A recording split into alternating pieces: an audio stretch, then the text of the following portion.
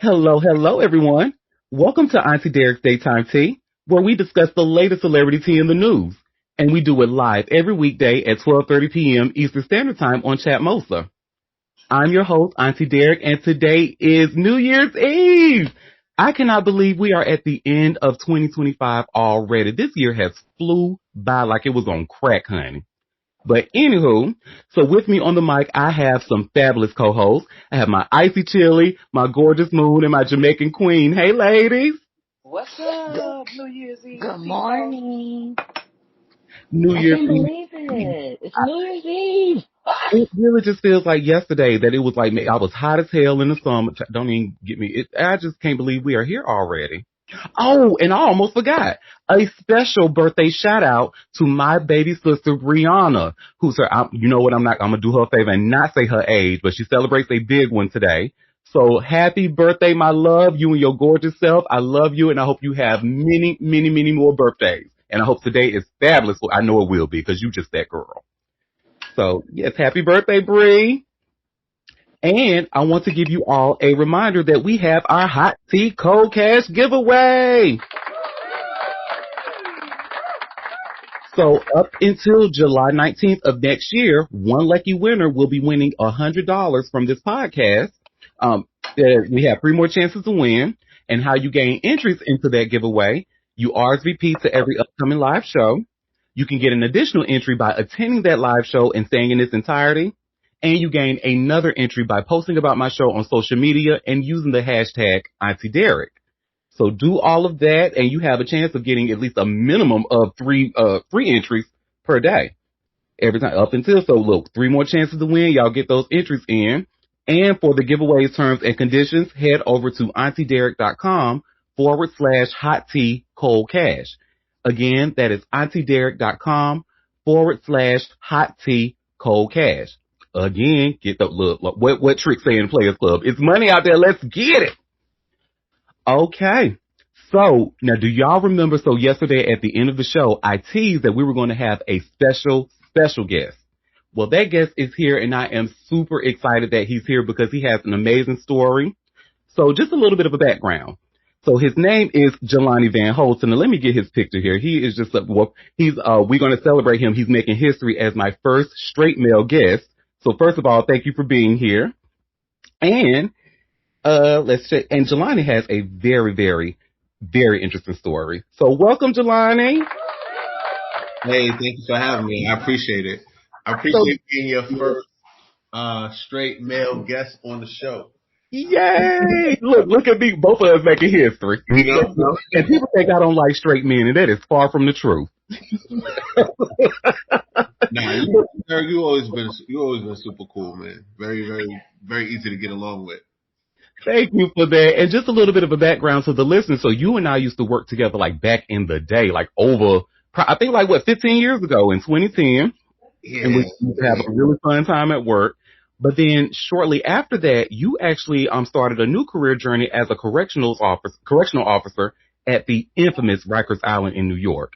And when I tell you, you don't even have to be from New York, because I'm not a New York native. But baby, when I tell you I know about Rikers Island, because you hear the stories. So you were actually a part of that. And it was and you had like such a journey, so much that you had to write a book about it. And I noticed that you've been going on like different podcasts. So shout out to the Pink Book, which I saw that interview with, that you did with them talking about that journey. So you wrote a book called Life on the Island, Season 1. So, and let me get the link here. And if for the listeners, if you see where it says Jelani V, if you click that link, it's going to take you directly to his website where you can purchase his book. But we're going to talk about that book today. So, now I have a couple of questions for you. Okay.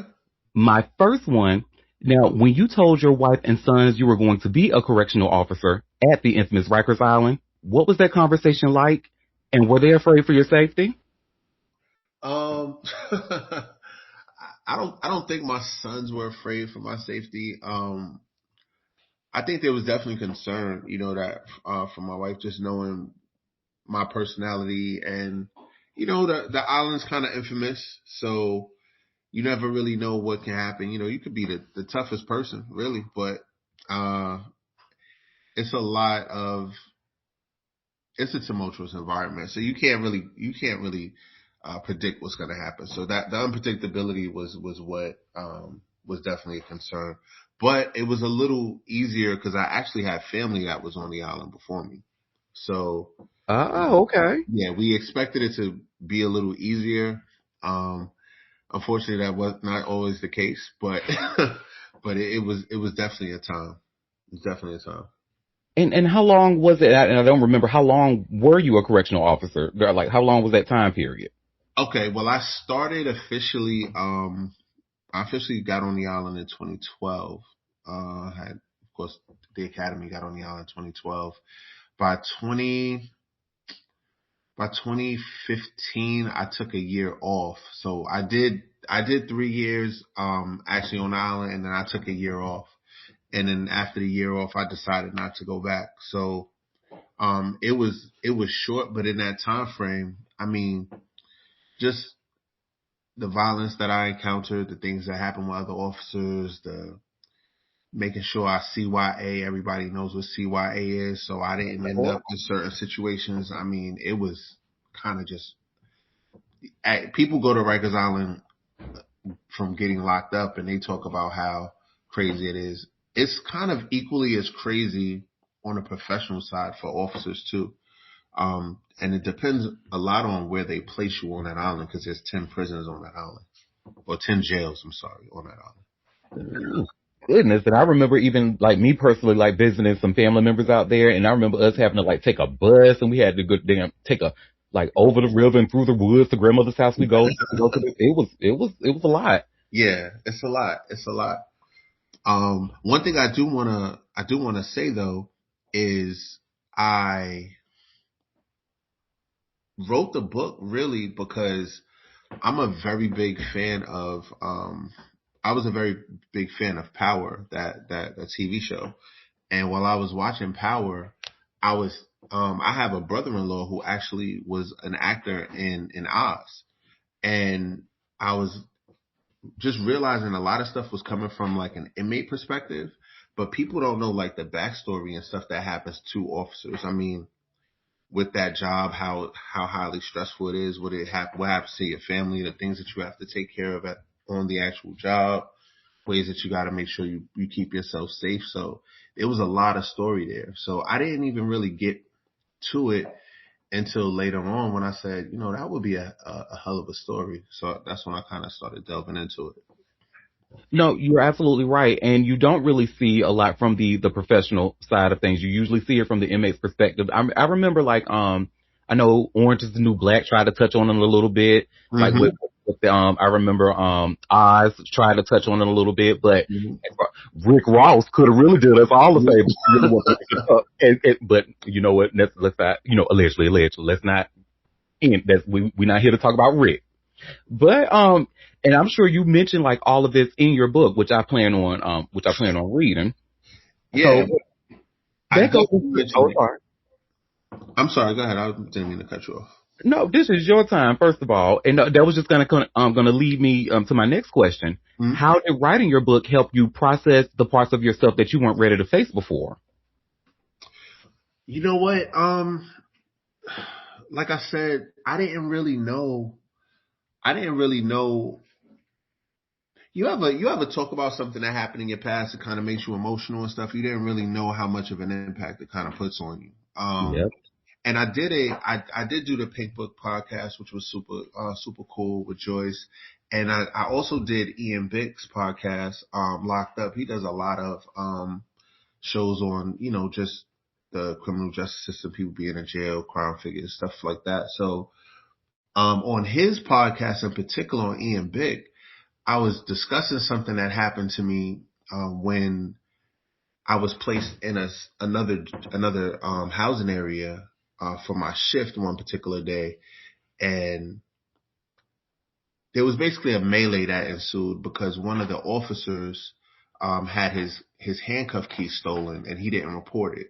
So when the new group of officers went in there, we kind of went in there and, for lack of a better term, all the shit broke loose, and it made me so upset. talking about it. I got kind of emotional and I was like, I'm not an emotional dude, but at times it's like, why they, people put you in these certain positions and things could have turned out a lot worse than they did. And it kind of just got to me. So I only realized as of recently, like talking about it the way I've been talking about it has been therapeutic. And there's actually a lot that I haven't even delved into. I'm kind of saving it for the book. That's right. And speaking of that book, to the listeners, Jelani actually has a special treat for you out there. So when you purchase this book, use the code Daytime Tea to receive a discount on that book. Like I said, I'm going to be buying it as soon as the recording is over. And I just want to, because I'm sure you like really elaborate and go into like that event that made you emotional on that podcast. Mm-hmm. And was that like, if I remember correctly, because I think I may have seen that clip online, was that the deciding factor to that really made you say that this is not what made you take that break, or no, was that something else? Before you answer that, Jelani, make sure Daytime Tea is one word for your discount. It is. No, I'm telling the listeners. Oh. Daytime Tea is all together, one word. Yes. Okay? Yes. Carry on.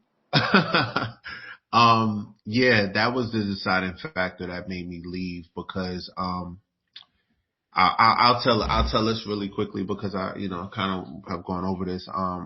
A lot of times as a CEO, you get injured because you're having these altercations and certain things happen. It could be it doesn't even have to be a fight. Maybe you're just responding to something and I don't know, trip over something, hurt something, hit your knee, do whatever. So this one particular time I had tore some tendons in my wrist because I was trying to let an inmate out of his cell that just happened to be stuck closed. Ouch. And, yeah. So I was out based on recovering from an injury that I had on the job. And I had a physical altercation with I'll just say a high ranking blood member that kind of seemed to follow me back home.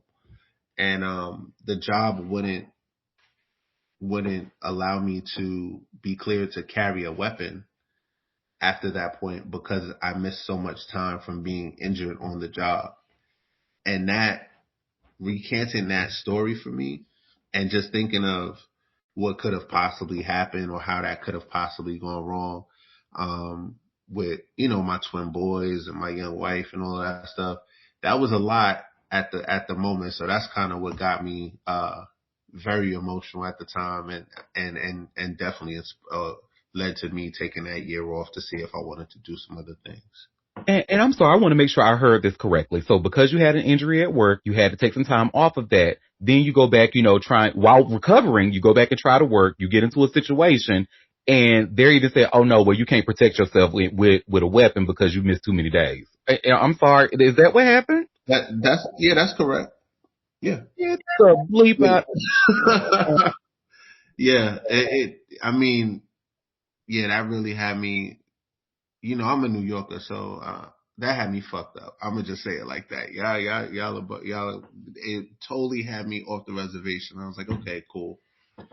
So, that's your first instincts. If anybody has kids, when your kids or your loved one you feel like they're in danger, like your most primal instincts come out at that point. It's like, all right, all gloves is off. So yeah, but I definitely put that in my series. Now, if I could say this, Life on the Island is something that, I'm pitching in a couple of months to a network because I really did it because I wanted a show. So my book is my way of further protecting that idea and kind of telling the story and giving people some kind of like a taste of what it will all entail. But I think people will be really entertained by knowing certain things that happen and getting more in depth with it. Listen, and my co-host and my listeners know this right here is right up a bitch's alley. Because I'm already going to read the book, but if you put this on TV, oh man. Child, hey, Derek, you might have to play this role because there was I had a blood house when I was on Rikers Island. So my whole entire housing area were Bloods on my left side. My right side was a different Latino gang called the Trinitarios. Well, they're Dominicans, but anywho, there was a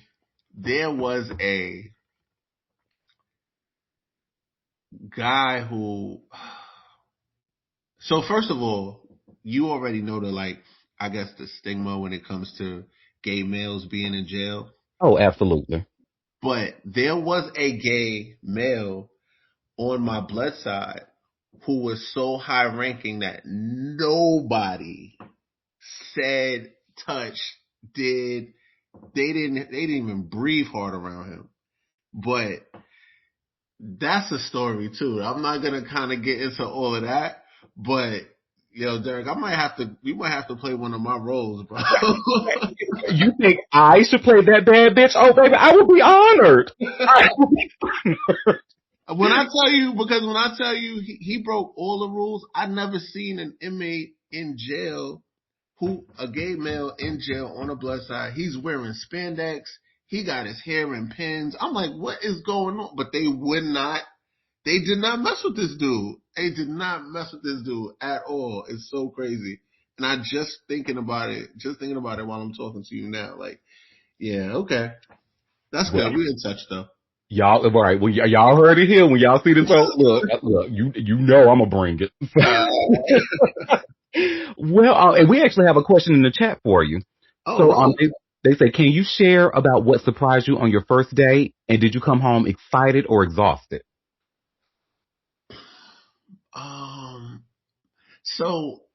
So I'm a little bit of a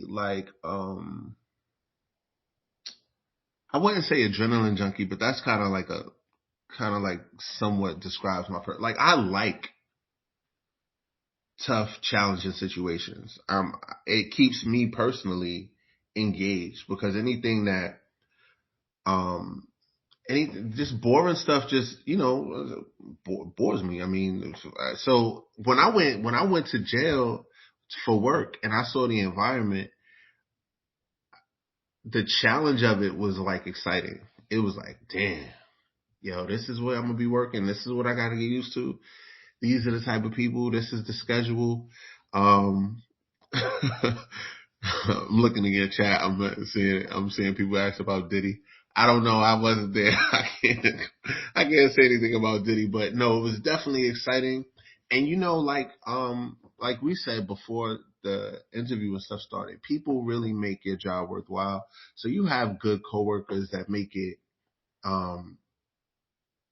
bearable, very bearable places. The only downside is while you have good coworkers who make it a place that you can work and see yourself, you also have those coworkers that can make it hell for you as well. So it's kind of a double-edged sword. Yeah. Yeah, and just a little note. My listeners know Diddy was not there because we talked about Diddy like endlessly on this show, and they know Diddy was between Brooklyn and New Jersey, not at Rikers Island. Yeah, definitely. Well, and you've actually kind of answered this next question already, but and the reason I wanted to put this question in here is that because a lot of people don't know that you also are a rapper. You go by your rap name is Casino. It used to be like when I started, following your music, you were Harlem Casino, but I think you've shortened it to Casino. Yeah, well, I don't even, what, it's funny because I don't really even call myself a rapper. I mean, it's cool that you said it. I'm fine with it. When I turned 40, believe it or not, I'm 45, but when I turned 40, my sons were in college and I had just did 3 years of running a mentor program and an AAU basketball team. What? Yeah. So I did 3 years in North Carolina doing that to kind of really just be close to my sons to make sure I was able to kind of raise them and be, I guess, one of the most influential people around them, so to speak. So once they went off to college, I started pouring into myself, and I got a role in a film called Quiet Thorns in My Flesh, and I had a chance to do and compose some music for that film. Look at you! Yeah, so I'm waiting for that film to come out next year. But with that being said, I did it under my old rap moniker, which was Casino. So I just did a project. It was really fun to just do a project, and I'm looking to get those get songs in movies and video games and commercials and stuff like that. So yeah. Yes, and I did call your rapper and I said what I said. Look, I don't want no smoke with you, D. I don't want no smoke with you.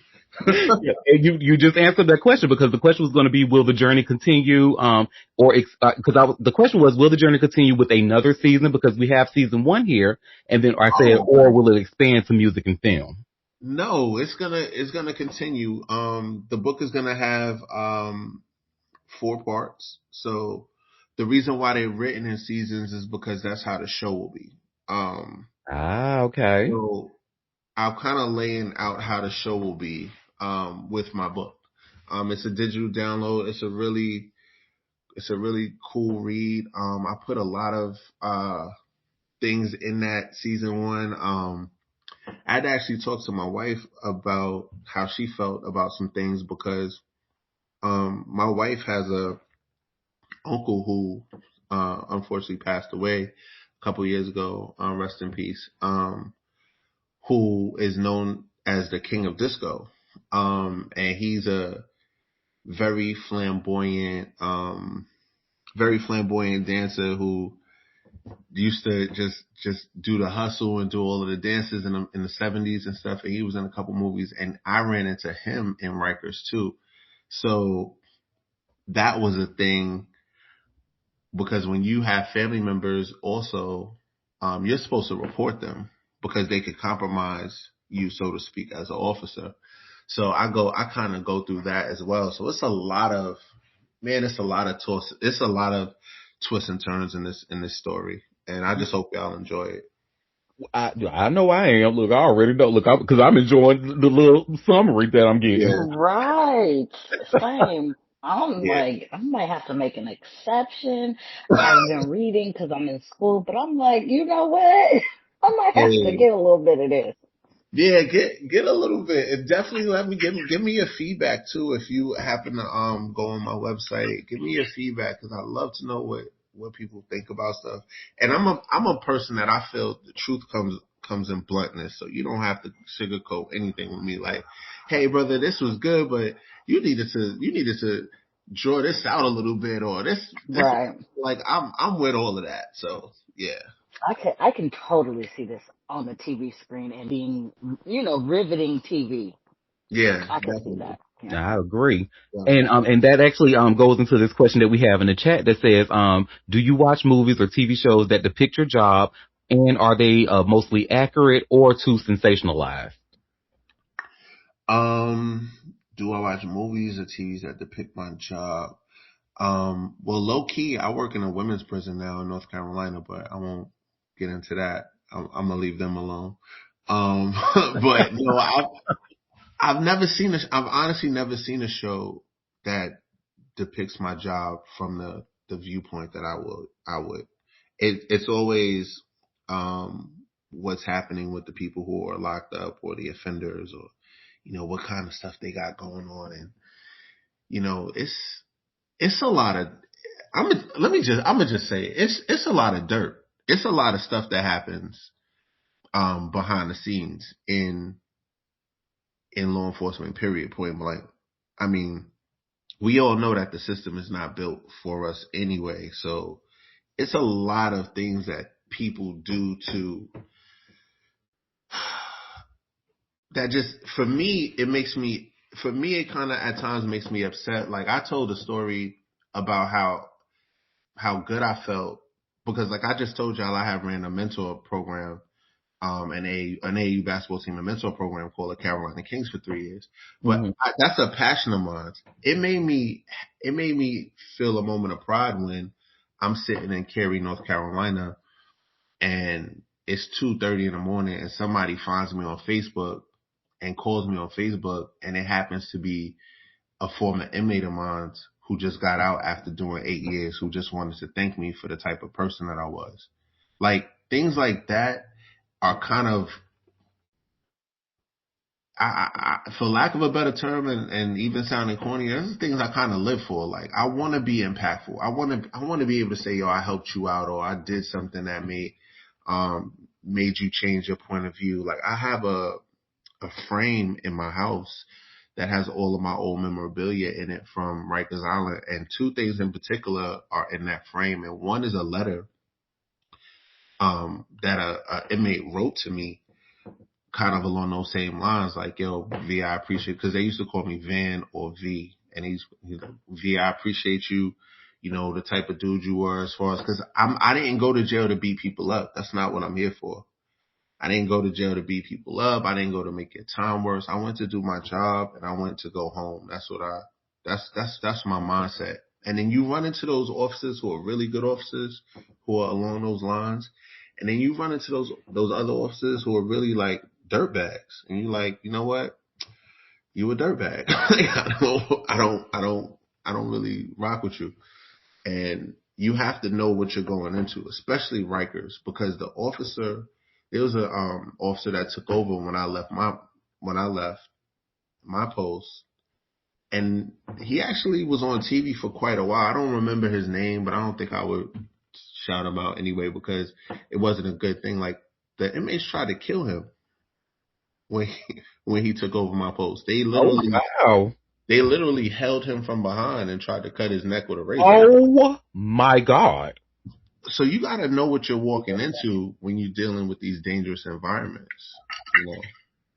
And I just want to say, you getting that type of feedback from, the inmates that you've worked with and stuff, I don't think that's cheesy at all. In fact, I think that's what, and I always talk about, what leadership looks like. And if we're going to say that the straight black men are the leaders of the black community, then we need to start, putting pen to paper, putting boots to the ground and doing it. And you are doing it. So yeah, shout out to you.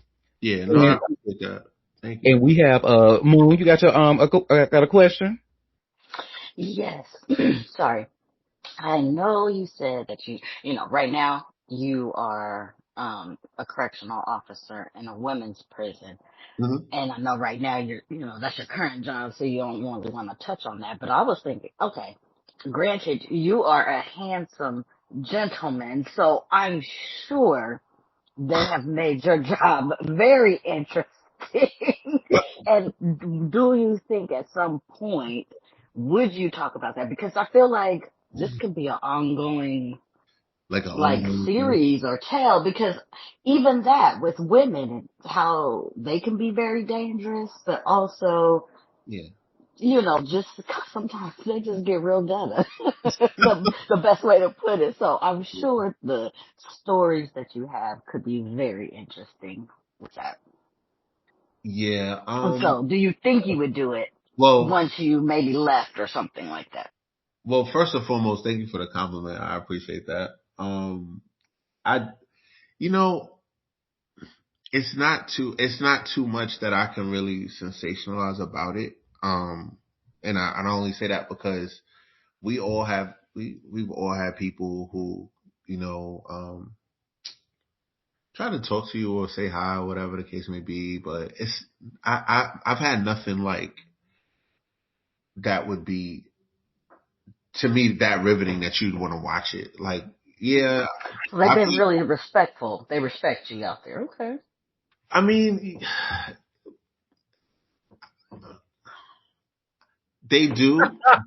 They do. I mean, but everybody tries to, everybody might nudge you a little to see how you react to it. You know what I mean? It's all how you react to it. So, and then at the end of the day, it's really crazy for me because logically, I'm like, if you mess with an inmate, you telling me I'm gonna give up my whole salary and get fired and possibly go to jail for messing with? Nah, man. For some prison pussy. Are you kidding me? I'm gonna lose the wife, my salary, to this, for that. Your children will be looking at you sideways. Let me tell you. That sounds so like it's so off balance. But to your point, there's officers who've done it, and I'd be like, exactly. Where's your mindset at, bro? So I don't know. And some of these, there's stories. some of them make a lot of money. So I mean, some people making 100K a year. You throw away 100K for two little episodes. Okay, cool. Yeah, no, I say that because I had a friend who had a family member go to jail for Hmm. some crazy situation, female, Yeah, and she comes up pregnant in jail. And yeah, everybody's like, I'm sorry, how? I'm sorry, excuse me, what? exactly. And so, I mean, there's always a story. And yeah, and so she ended up having a baby in jail, from one of the officers. Mm. And, yeah, so that's pretty crazy. But so I feel like when I'm like, oh, I know they try you. I know there's some people that have tried you. Yeah, but check this out though. To your point, I could have if they've been locked because okay, so Rikers is a jail, right? Where I work currently is a prison. So they may be there years or years upon years upon years. So at that point, I could probably have an eye in the middle of my forehead. They probably still try. I see somebody will think I'm cute or something. That he got an eye in the middle of his forehead. He's still cute. I like it. Like so, it's not really like I get like, I can't they've been I there can't for a really get long gassed time. up on that one. It's like okay, cool. But yeah, man, I don't really have nothing creative that I could say about the female president. It's just it's a lot. Uh, it's a lot more boring than Rikers Island. I'd say that, which is nice. Look, I know that's right. Yeah, which is nice. It's a lot. It's a lot more boring. I go to work to be bored. Absolutely. Amen, amen. Because look, because boredom is safety. Absolutely. Okay. Absolutely. You getting home every day to your Yep. family. Yep. That's all I'm in it for at the moment. So yeah.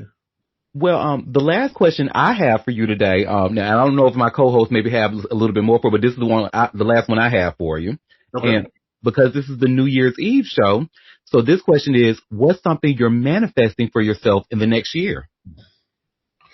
Um, I'm manifesting. I'm manifesting this show.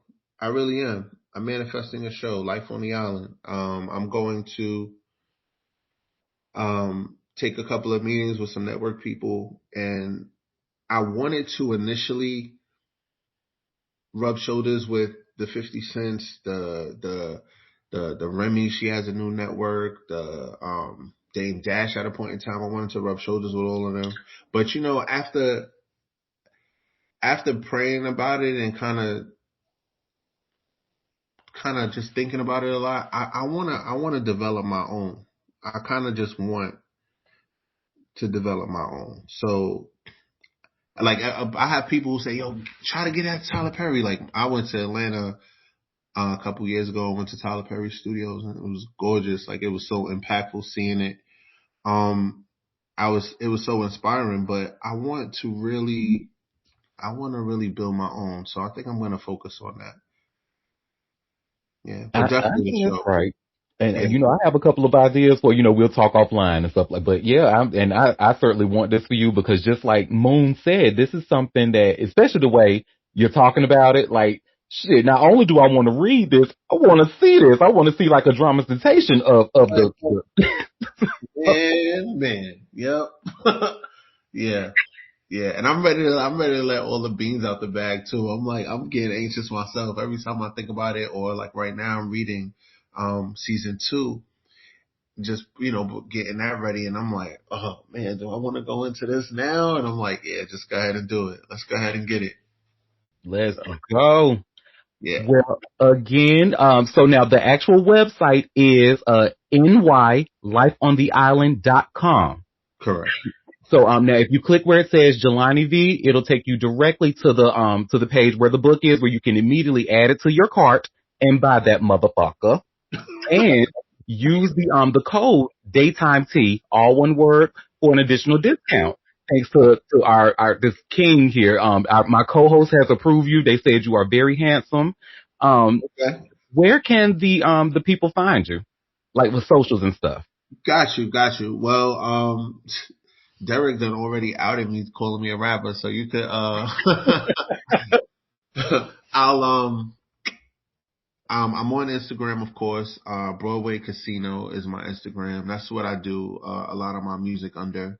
I show some of the films that I've been blessed to get in. It's only been two, but I've started because I'm a person who I tell my sons every day, you could do whatever it is that you want to do if you put your mind to it.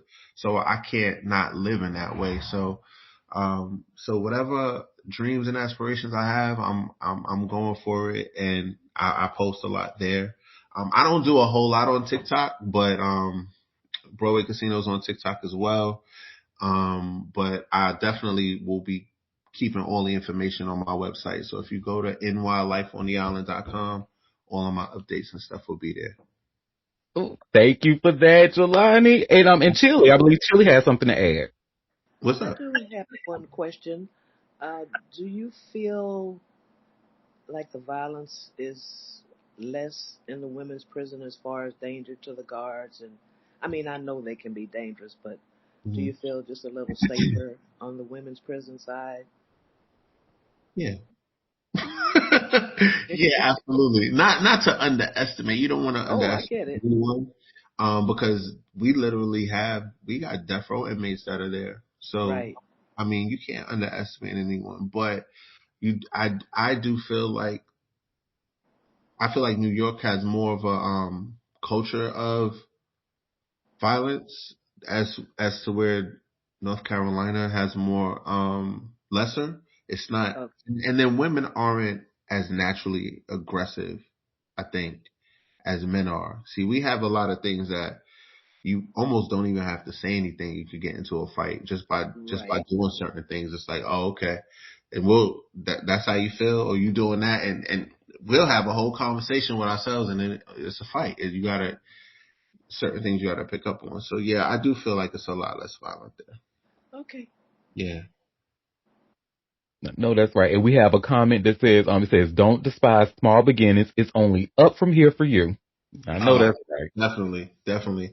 Hey, Derek, your pod is dope, bro. Your panel and your cast, everybody is really warm here and welcoming. So I definitely shared you on my socials so some people can look it up. But yeah, uh y'all keep me in mind. If y'all purchase the book, if you so see fit, I appreciate it.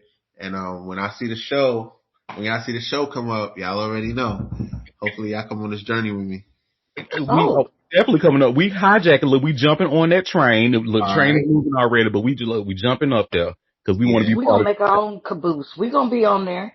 Okay. And you better come back and you gotta come back and come to the show and do another one, especially if that's the case. Yeah, when the show comes on, I will come. I will definitely come on the pod, and we could maybe like do something where we launch the first episode on the pod or something like that.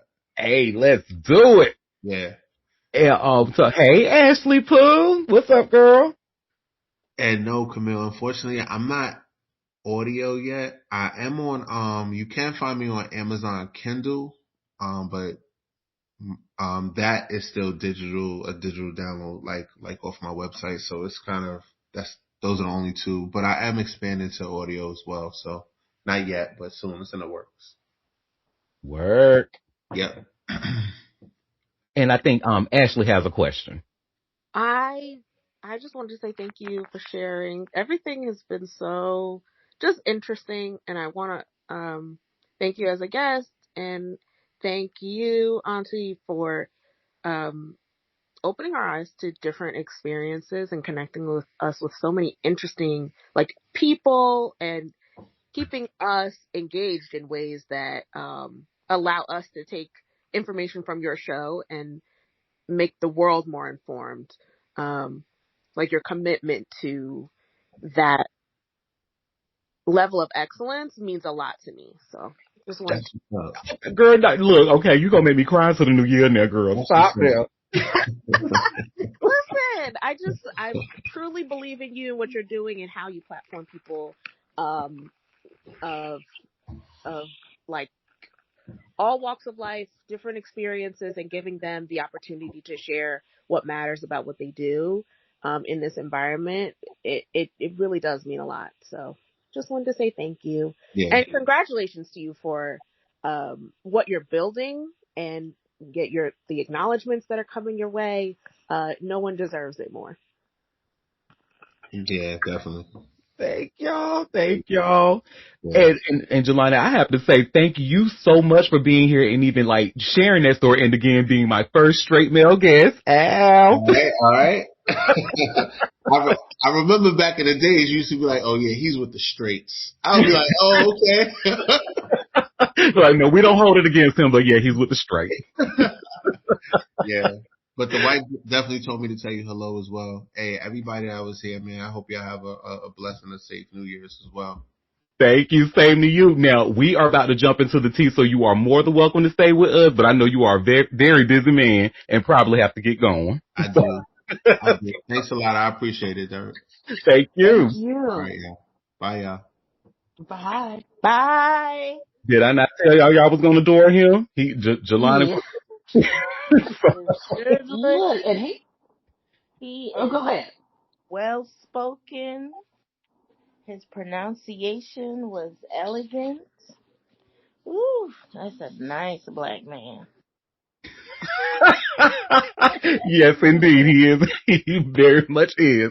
Leadership. This is what black male leadership looks like. And this is why I wanted to have him on the show because one, just like Ashley said, his story this was one hell of a story. And I totally forgot because I knew about the coaching that he did, but it's totally slipped my mind. So I'm glad he brought it up. So shout out to that king. Well, y'all, that was a wonderful interview, but we can go ahead and just go ahead and get straight messy, honey. Let's jump into the tea. Oh, the messy tea time. Well, yes. And you know what I like to start off with? Tea news. Well, it is very appropriate for today. Very much. And, Follow up to prison stories. yup. Well, this one is actually about his home, the home that he had over there in Los Angeles. And y'all see, I just shared here by way of all hip hop, Diddy yanked $61 million freak off estate off the market in Los Angeles. So, Diddy has withdrawn his Beverly Hills estate from the market over a year after federal agents raided the property and prosecutors tied it to a sex trafficking case. The 10-bedroom mansion, once listed for $61.5 million, was pulled from sale earlier this month, according to Realtor.com.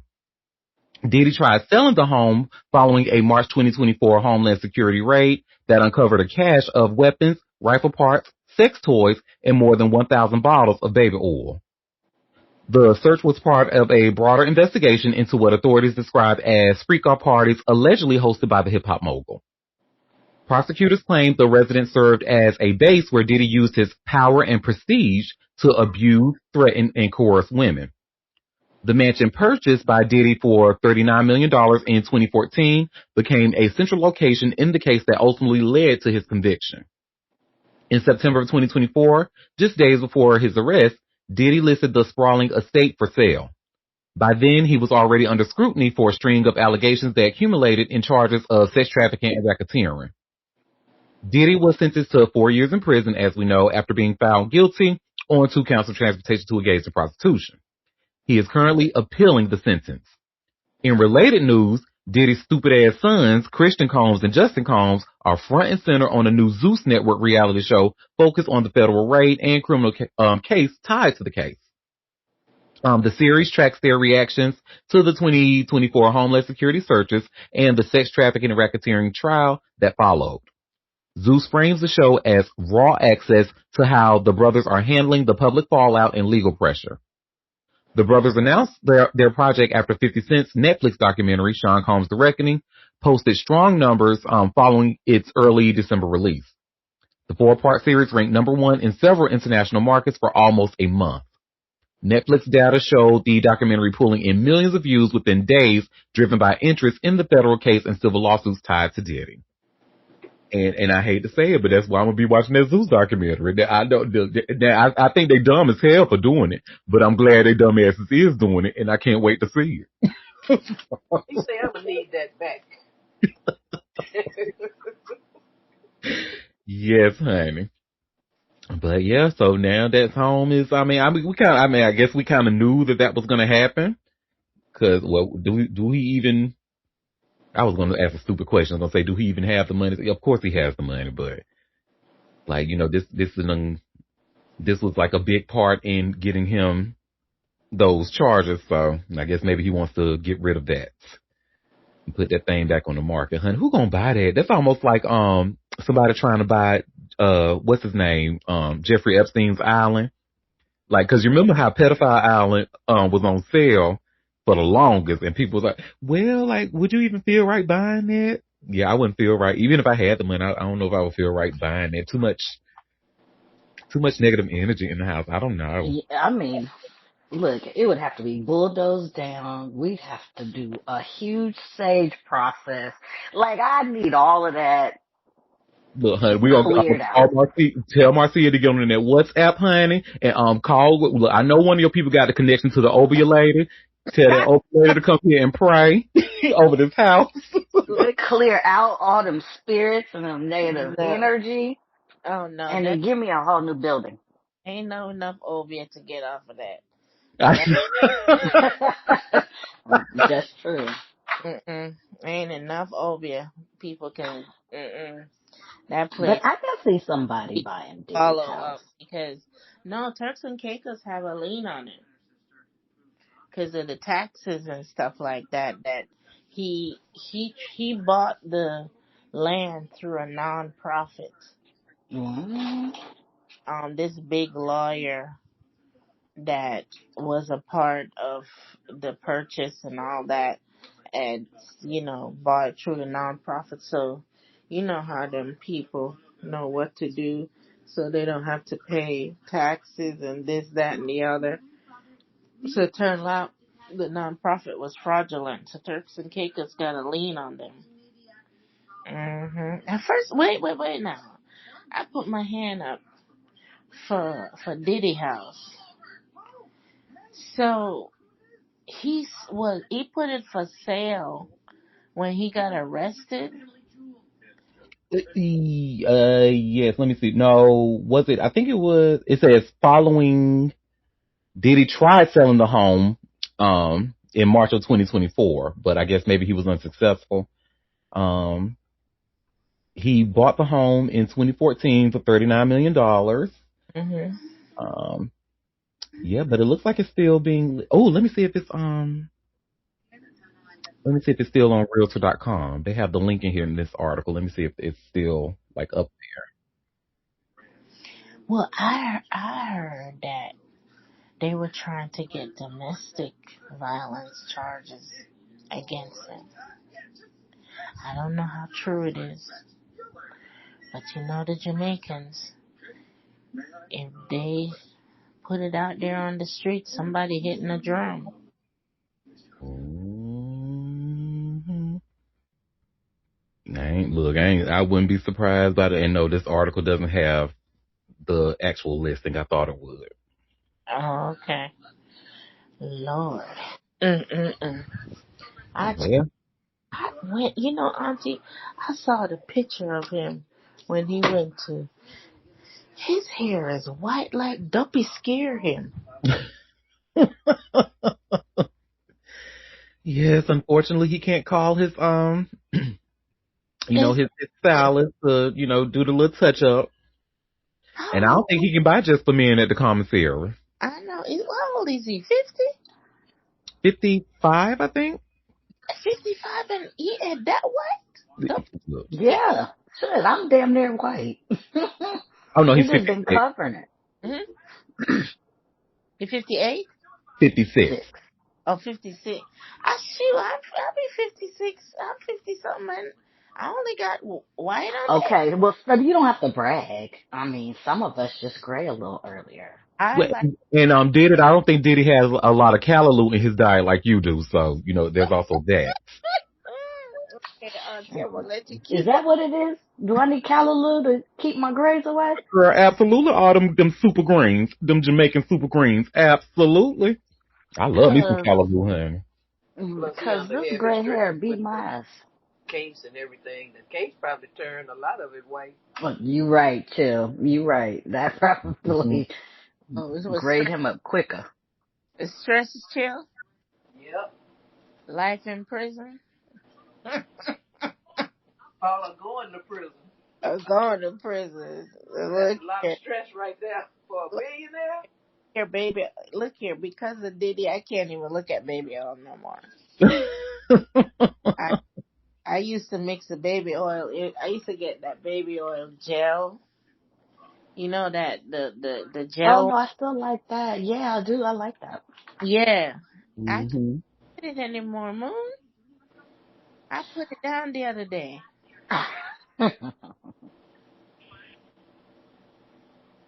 Mm-mm. Well, speaking of callaloo, honey, now this next story I have now, someone who said that callaloo is one of his favorite dishes. Y'all remember Aaron Pierre? Well, baby, him and Tiana Taylor, that fake relationship they had allegedly is done. And No. mhm. No. And y'all see, I just shared here by way of page 6. And I unfortunately had to do the custom link for this because page 6 is shaded; they don't do no thumbnails. But if you click here, it'll take you to the page 6 article where it says Tiana Taylor, Aaron Pierre have split after less than a year, according to sources. Damn it. You probably got a look. Let me be here. Well, I don't know, Marcy. He is, he's Jamaican, and now okay, touche. Well, he did say, and this is how I was kind of looking at him. Before I even started reading the story, I didn't think this was a real relationship to begin with, because you remember Right. them allegations came out about him, what his dating history came out, and it showed that it was very clear, honey, like white on rice, clear. Mm. So, and So then this was to clean it up with black women, huh? right, and they say like when it comes to I've heard this before, when it comes to like British mixed men, they don't really consider themselves quote unquote black. So a lot of times when it comes to dating, they do tend to go for the white women. That's like a thing over in the UK. Mm. So and then what made me think that Aaron Pierre was, because I know a lot of Caribbean people. I know especially Jamaicans. Shout out to my Jamaican queen here in the chat. But they were asking him, because he was talking about his Jamaican background. They was asking him that what was his favorite meal that he loves to have, and he said, "Oh, I love callaloo and saltfish."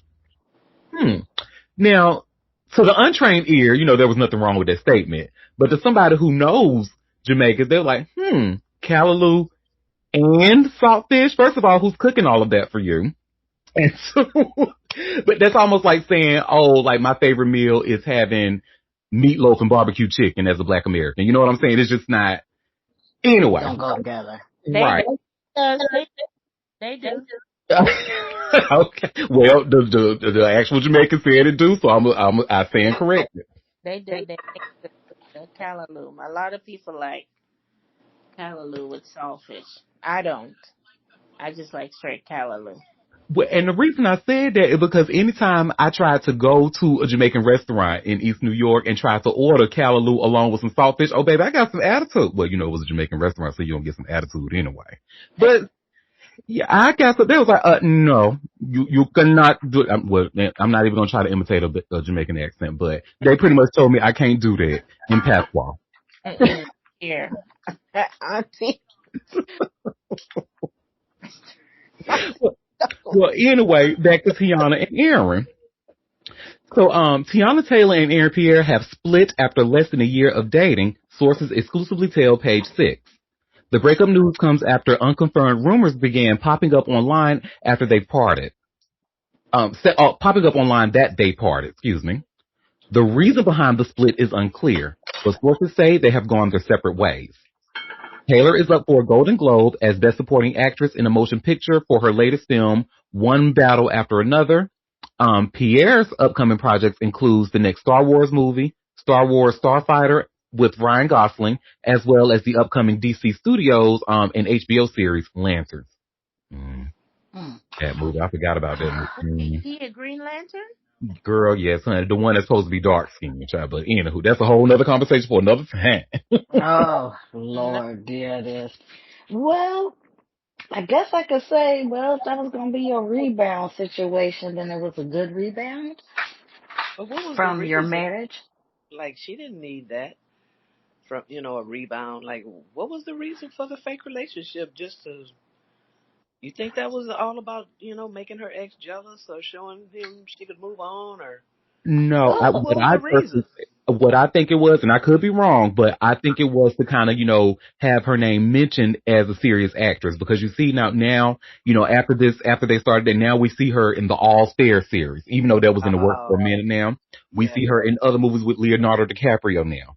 We see it. So this okay. kind of, Mm. before we saw her in like the Tyler Perry movies and stuff like Right, that. right. But now we're seeing her in these Hollywood white productions. So yes, I do think. And then on top of that, the girl is gay, allegedly. Gay. Stop. Okay, so for Well, more I mean, visibility. Wait, Okay. who gay? well, it's to work on. Okay, so what you're saying is it was an image PR for both of them. Him Mhm. to get black women like off his helmet, Mhm. for her to be taken seriously in the acting world, and that's it. I do think, I mean, not like a rebound to prove to her husband, but more like, you know how you get out of a and then have something different. I mean, Stephon Diggs, I think, was supposed to be Cardi's rebound, and then she messed that up. So this would be essentially like a rebound after something crazy, and then, a reset. Is that what I'm getting? Fake. It was all fake. 100% fake. A lesbian and a man who don't like black women. But I mean, they look cute together. Cute pictures. Allegedly. Allegedly. Well, those aren't alleged cute pictures. They're cute pictures. No, I'm talking about them. Her being gay and him not liking black. Oh, That's yeah. alleged. I mean, well, our other fake couple is still going strong. I mean, shit. I don't know. I was thinking, well, let's go for the long haul. I know that's right. Go ahead, Jamaican Queen. She allegedly is gay. Okay. Girl, yes. And so there was back in the day, back when Tiana was like, especially when she just first turned 18. Because remember, a lot of us were introduced to her from MTV's My Super Sweet 16. Then when she turned 18, honey, the girls, the word on the curb, discovered her downlink profile, honey. Now, for those of you who don't remember what downlink is, honey, so downlink was a website back in the day where the girls who like girls, they frequent that website. So she had her profile on there on downlink, honey. There's nothing wrong looking, Auntie. I went on downlink too. I And you always Girl, and you had a heterosexual business, right? Mm-hmm. okay. I ain't have a profile, but I I was think look. she, I think she's bi. She like I it both. Like, wait, I don't wait. think she's into men at all, honey. Well, she had babies, so it happened. I think she is strictly clickly. She had them babies for their image. Look, we have it's the way I have to say it's downlink. Downlink, honey. Look here. I agree with Mona. I think I don't know, Auntie. I'm coming from with you giving me advice on going out. No, So, I just don't see it. I don't see her with men. But yeah, of course, yeah, she had to have the babies. But lesbians have babies all the time. But oh, back. no, But she I got them never. the old-fashioned way. And Okay. especially when she was married to Iman and stuff, and then when they had the cheating rumors coming out, and like that girl was not distraught. She was mad that he was in somebody else's pussy, not hers, because she wanted pussy too, allegedly. So I don't know. Oh, We have a comment. Never heard of downlink. Of course you haven't, because you're not gay.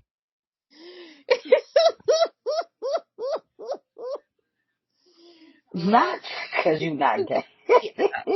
I mean, Working, I can't even so I laugh. if mean, you I've are heard of gay, she Grinder, also and would I'm not have heard of gay. downlink. I never heard about the lesbian website. Oh, that's cute. I, Mm-hmm. I like it. I heard about it and I went and looked. I had nothing to do, so I was looking. But I feel like she like both end of the popsicle. And go on, baby. If you want to lick this way and lick that way, do you, boo. And I Hey, I don't know about him because you write about he and Jamaicans too when they light skinned. look, you said it, Yeah, not me. it's true. You got Jamaicans who can pass for white, and they Mm. be trying to pass, but we be there to drag their ass back and tell them, "Me no say you're Jamaican and you're black. Move and go away." So Girl, just really quick though. So, how do you feel about Sean Paul, girl? Because that news actually gagged me, honey. I was like, oh, this whole time I thought he was like maybe mixed race or something like that. The What word on is the he? curb, girl. The word on the curb is he's Jewish. Like white Yes, Jewish? yeah, yes, yeah, He's but there's hell. a He's not mixed. no, no, no. What? yes. How? Now, what is with you now? I'm confused. What you mean? Sean Paul, honey. Sean Sean Paul, Paul one. is Jewish. But is he Jewish biracial like Drake? No, No, Jewish like white. Jewish like white. Huh? How? Yeah. Hold on, let me, because they had an old picture. I cannot believe. I'm So so confused. he You done Jewish fucked me up. cosplaying as Jamaican? Is that what you're telling me? Yes, but look, he grew up. There's a lot of Jewish people in Jamaica. Oh, But oh. he looks I, biracial. I'm so confused. I swear to God, if I could reach through this phone and pinch Smooth, I would. I'm I'm Okay, pinching. just I'm let me, just distraught here. There's a lot of Jewish in Jamaica. We have a big Asian population. Mhm. We have a big Indian population. Mhm. So he did grow up in Jamaica as a child and going to school. So we took him under our wings. We accept him. So we make him give him the light and pass the blow. Mm. well, that answers my question of how you feel about it. So this is a older photo of him. Can y'all see that? Hold Where you on. can kind of actually see his features. Look, we have a comment. Moon is in shock. All y'all in shock. Y'all like, Hell yeah. What? I'm like, this man ain't biracial and he just a white man? What in the hell? I'm not in shock. I Well, 'cause was a you from little bit. Jamaica and you been new. I didn't know. Why Yeah, can't I I bring thought that he was at up? least mixed race for real, like at least black and Yeah. white. But Mm-mm. you didn't see his children? No, I ain't see none of that. You're right. No, baby, them children. Let Them, me be nice. I don't want to talk about people kids. Let's them just say that children they it's very bright. is very white. Okay? White. Let When me the see if I can. Sean sun Paul turned. kid. Let me tell you, he on that album cover giving biracial. I mean, he is really giving biracial. Oh, you see the kid? Mm-hmm. Hmm. Oh, I see his looks over the years. Okay, that's a bit much. And, and and really, Jamaican as a performer, he is weak. He's not. Well, hold up now. Well, okay, I guess you're right because I think it's mostly Americans who was really rocking with him. Yeah, like he I can't. mean, If Beyonce, we he had go a good to, time with him. if he go to like a dance hall fest, ain't nobody calling him up and giving him the mic. Even his brother looks biracial. What the fuck? I'm confused. This is too much for my brain. This is too fucking much. Aaron Pierre, look what you did. Moon says she is still confused, Jermaine. Because Look, I'm like, how's this white man even looking like a fucking biracial? What the hell? he took that really fine hair and put that shit in some cornrows and wrapped the band around it and then did a song with Sasha and Beyonce. And that's just kind of, hey, it did what it needed How to is he do. getting a tan? How, what? I'm irritated. Like, what the fuck? And we have a comment saying Sean Paul is Paul Christopher. Well, yes. Mazel tov. Let's give it a light and pass the blow.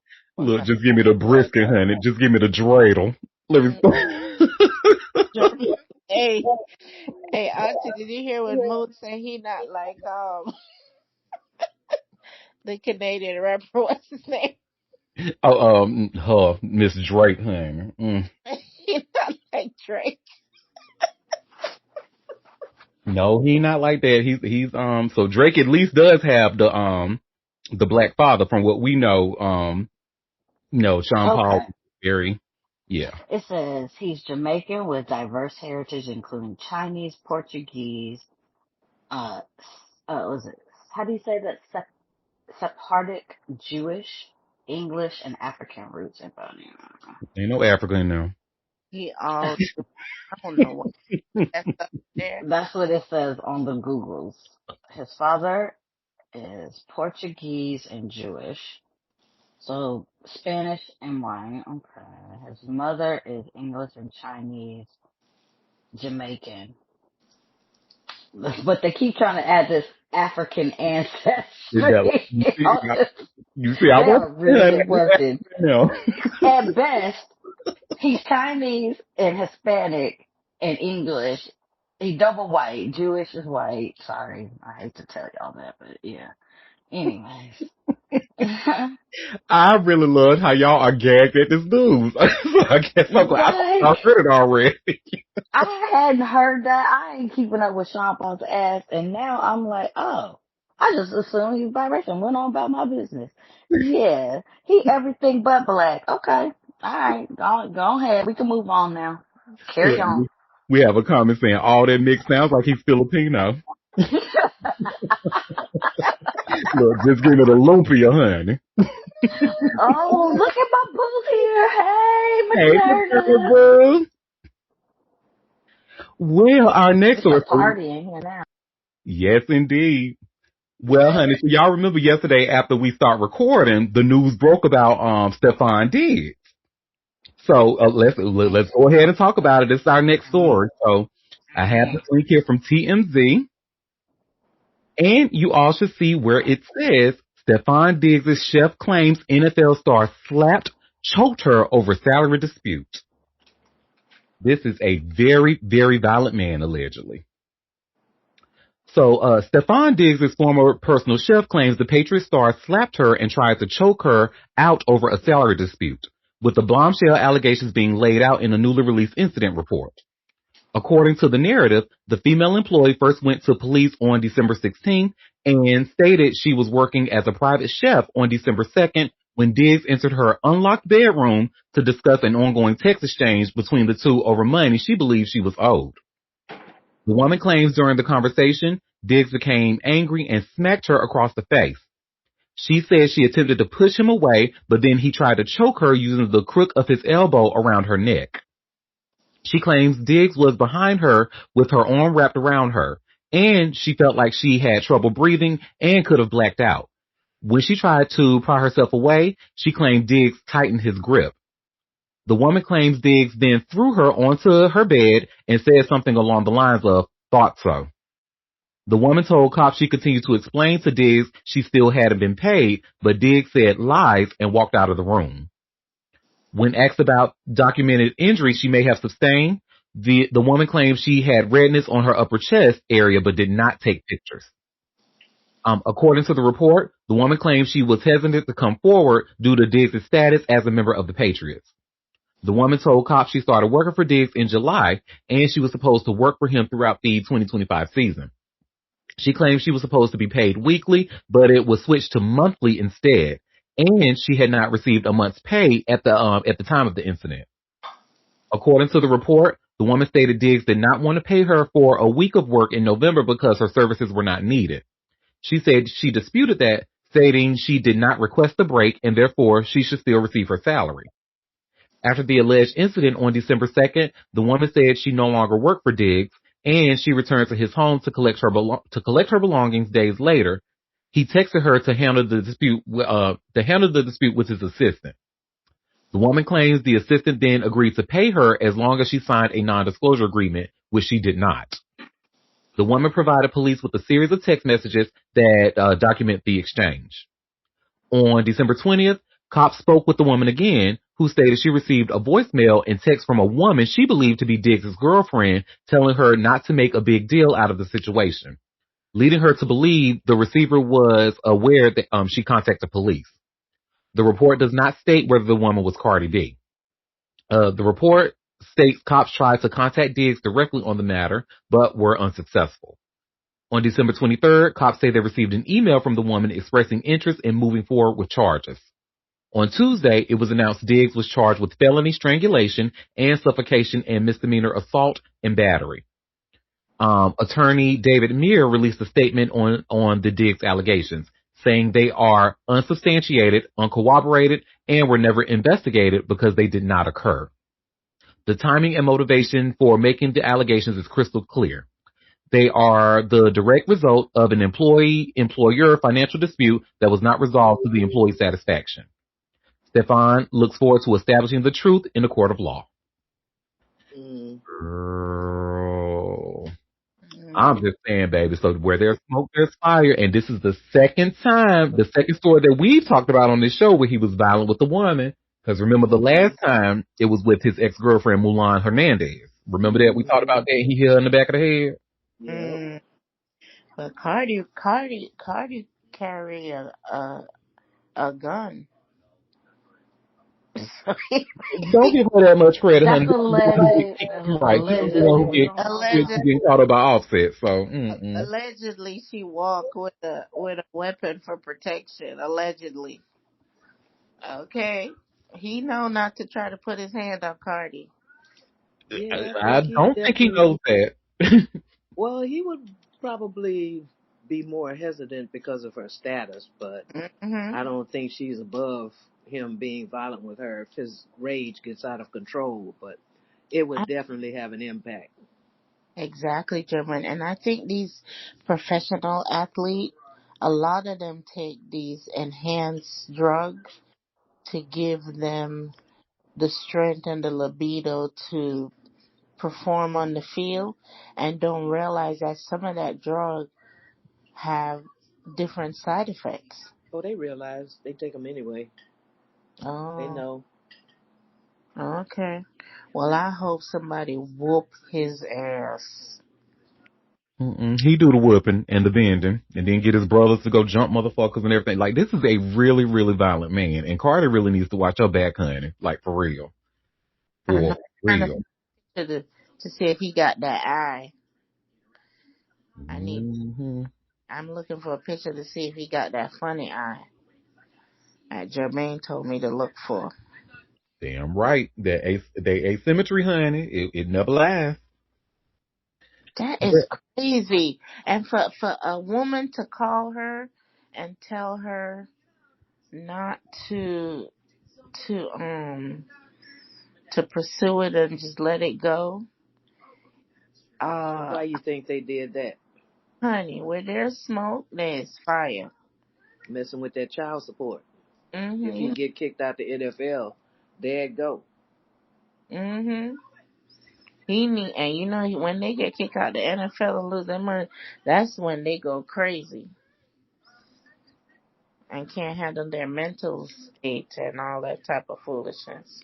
hmm And Chili, I'm glad you brought up child support, honey, because that actually goes into the next story. We have another story about Stephon Diggs, honey, and his violent ass allegedly. Oh, Well, so do y'all remember how when we talked about there was that lady Eileen LaPera, she officially confirmed that Diggs was the father of her baby. Well, now that same girl is filing a lawsuit against that ass.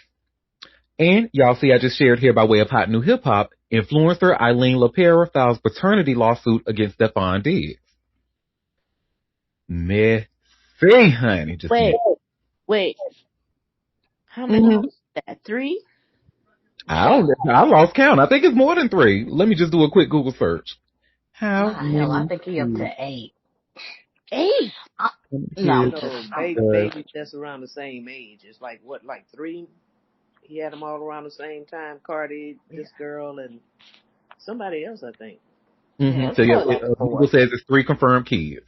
Yeah. Mm. girl? So Cardi, She was just supposed to party with him. She was supposed to have a good time. This was not supposed to be your man.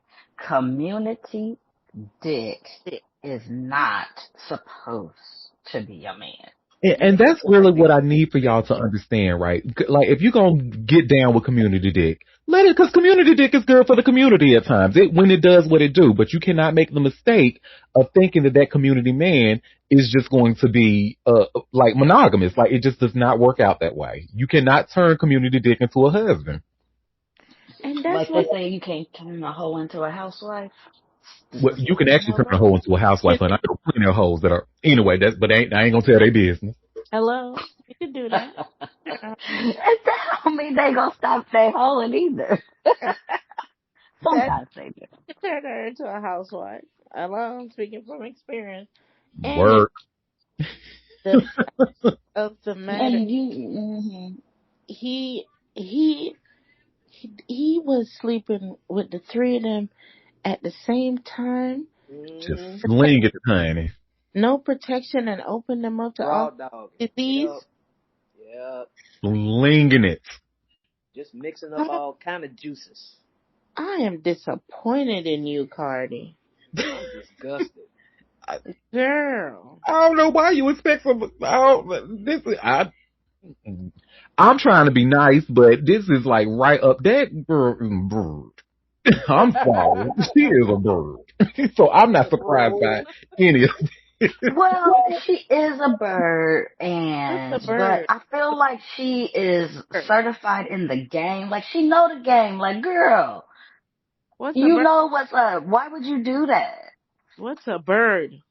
A bird who, someone who is very male centered and makes really poor decisions, on behalf of that man. And like you ever heard of the term bird brain? That's like a Oh, shortened version of that. She's a bird, so a bird brain. okay. Hey, get you. Well, and this article says it's been an undoubtedly chaotic week for Stephon Diggs, and now he has even more on his plate. Tasha K reports that influencer Eileen LaPera has officially filed a paternity lawsuit. In it, she names the athlete as the alleged father of her unborn child. LaPera has asked for DNA testing, insisting that she has irrefutable evidence of Diggs' alleged paternity. She's also reportedly seeking full parental support.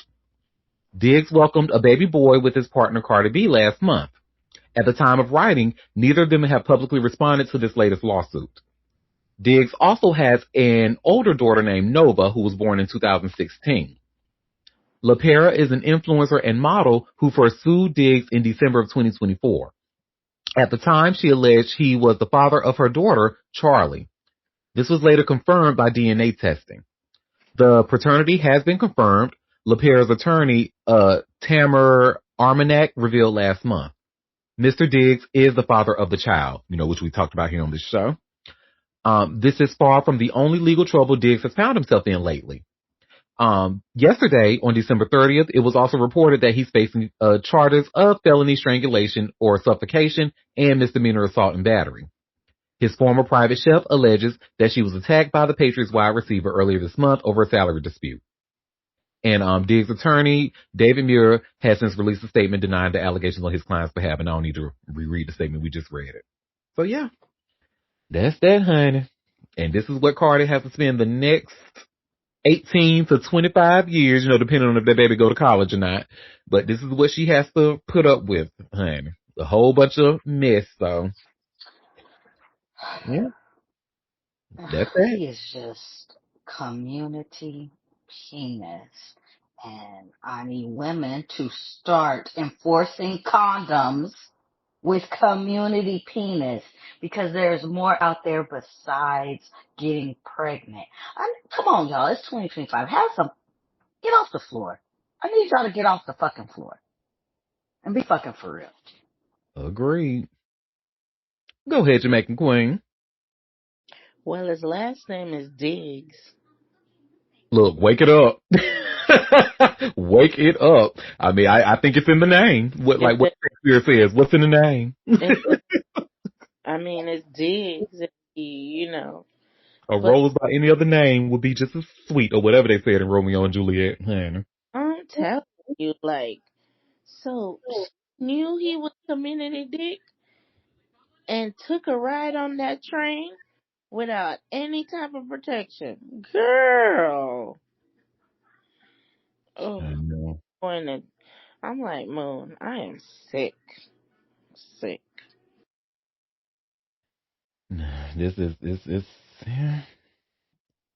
I mean, I really don't have words, but hey, this look. But however, because I'm such an advocate for women's reproductive rights or birthing people's reproductive rights, because I want to include, everybody who can give birth, I will fight for her right to be a bird. It's her pussy; she can do whatever she wants with it. So, That is true, but child, get off the floor. We want better for you. I know when you say, I don't want better, but come on. But she ooh, can take care of her little birdies. Some of those other mhm. women is looking for, to be taken Look care at here. of. Talk That's about it, chill. big, She, big she difference. ain't got to worry about no damn child support. No, she'll be okay. But when you We out have a here comment saying, children, "Yuck." What, not taking care of them, what Jermaine said? Mm-hmm. I That she said ain't Cardi got can to. take care of hers. Oh, yeah, yeah, Mm-hmm. yeah, for sure. She can take care of her. That influencer, is she like a big influencer? Oh, I personally don't know her. Let me Google her. Oh, never She ain't heard. that big. I ain't never heard of her. Look Yeah, it. that's Well, the thing. Anybody ever heard of at this, her? Anybody? no. Mm-mm. At this rate, he would have to play football for the rest of his life. He gonna be an old man. He got to, he got to have 6 jobs. Not if he keep getting these charges. He'll be Well, lucky if he, they don't drop him or put him to the side just with what's going on right now. He best to okay. step very, very carefully because just when you charge with stuff, they look at you Mm-hmm. sideways. You know? Mm-hmm. Mm-hmm. Mm-hmm. Oh, Stefan definitely has a type. That's for sure, honey. Cause look at her, Oh yeah, honey. them light skins. Yeah. Light skin Them look like they speak racially Spanish, honey. Oh, ambig, yeah. yeah. Racially ambiguous women. Oh, absolutely. Mhm. hmm With the long hair. And I think I think those preferences cross the genders too. Because what's that guy's name? Chris. Won't he light and bright too? Allegedly. No, I don't know. So are you saying he's a colorist? Well, yes. Let me see. Oh, okay.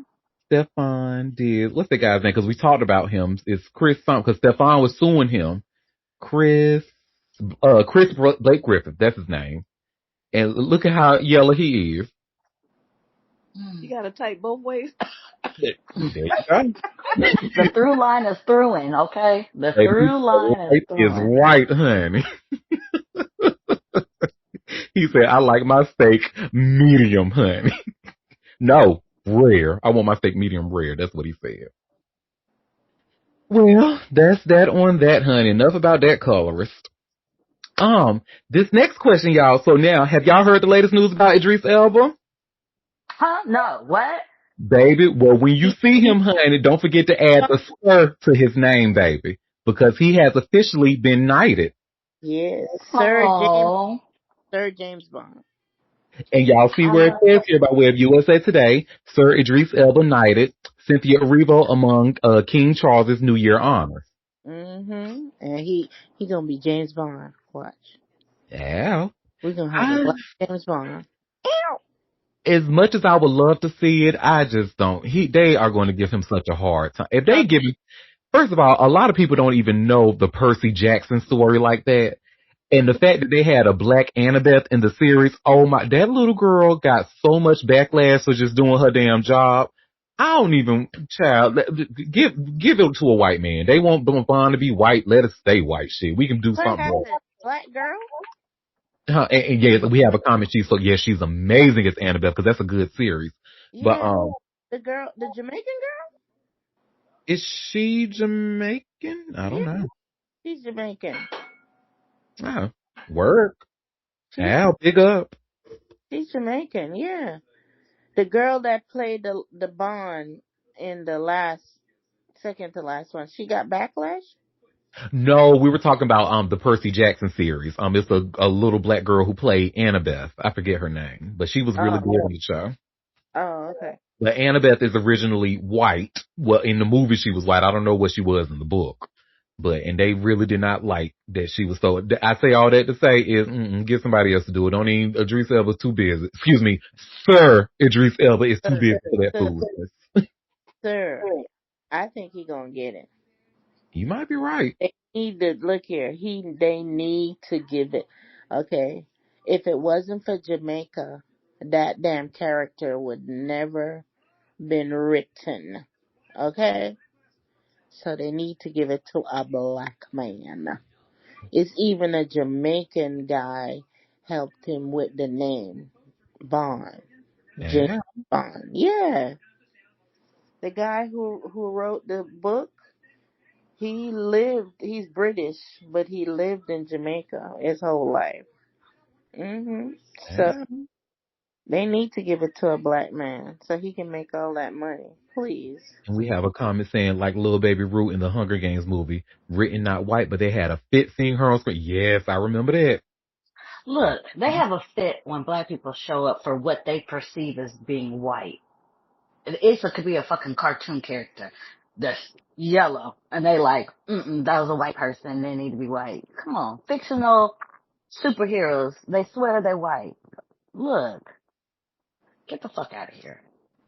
Well, I wonder how they'll feel about Idris playing Bond now that he's Oh, Sir Idris Elba, honey. Oh, they not still gonna be. sir. It's a little title. They gon' because James Bond ain't got sir to his name. Ooh. None of them. Well, this article starts off, it says, you may address him as Sir Idris Elba. Elba, honored as Dr. Idrissa Acuna Elba, was awarded a knighthood for services to young people on Monday, December 29th, given his work bringing attention to knife crime among young people in Britain. Mm-hmm. The Luther star, who's 53 years old, has been a vocal advocate for youth and has called for the British government to better address youth violence by banning serrated knives and machetes to reduce knife crimes. The Wire actor is an alum of the King's Trust and has been involved in the charity's work to support youth. Elba has also founded the Elba Hope Foundation with wife Sabrina Elba to promote economic and educational opportunities for youth in marginalized and underserved communities, especially Africans and the African diaspora. Excuse me. The actor and DJ became an officer of the Order of the British Empire in 2016. Meanwhile, Wicked star Cynthia Erivo was also given an excuse me. I couldn't even look. You see how I was just choking when I said her name anyway. She was also given an order for the British Empire. The Emmy, Grammy, and Tony Award-winning Oscar-nominated singer and actress was appointed a member of the Order for Services to Music and Drama. Arrivo reflected on the honor on Instagram Tuesday, December 30th, writing on her story, to be given this recognition to celebrate the work that I love to do within the arts, specifically music and drama, is an honor I could never have thought would happen. I hope it shows that I care deeply about the work and will continue to do so to the best of my abilities. Classes of the order from lowest include members, officers, commanders, knight and dame commanders, and knight and dame grand crosses. Orders are awarded to recipients who make significant contributions to the arts, sciences, public service, or charitable work, a practice that began in 1917, originally for war efforts. The pair were among hundreds named in King Charles's New Year honors list for 2016. United Kingdom Prime Minister Keir Starmer said in a statement, this year's honors list celebrates the very best of Britain, people who put the common good ahead of themselves to strengthen communities and change lives. Their quiet dedication speaks to the decent, compassionate country we are proud to be. Okay, word. I know that's right. Well, like when you see him out in public, if you see him at the grocery store, don't just say Idris. You say, hey, Sir Idris. Don't forget to sir. Oh, I'm gonna more than serve him if I see him in public. All right, there, look. And you Don't have the wife Sabrina beat you up. That's okay. I'll take a beating. look. Okay, sometimes them beatings be worse than honey. I mean, this is surgery. Whatever we talking about. I don't care what nobody say. He is sexy. Baby, this comment in the chat, honey, I am gagging. It says England and compassion. Congratulations to them, though. That is so true. Oh. TT to that comment. That is so true with that. Look here. Well, Well, maybe, do y'all think the black delegation will trade Sir Idris Elba for Nicki Minaj? Do y'all think maybe we can make that happen?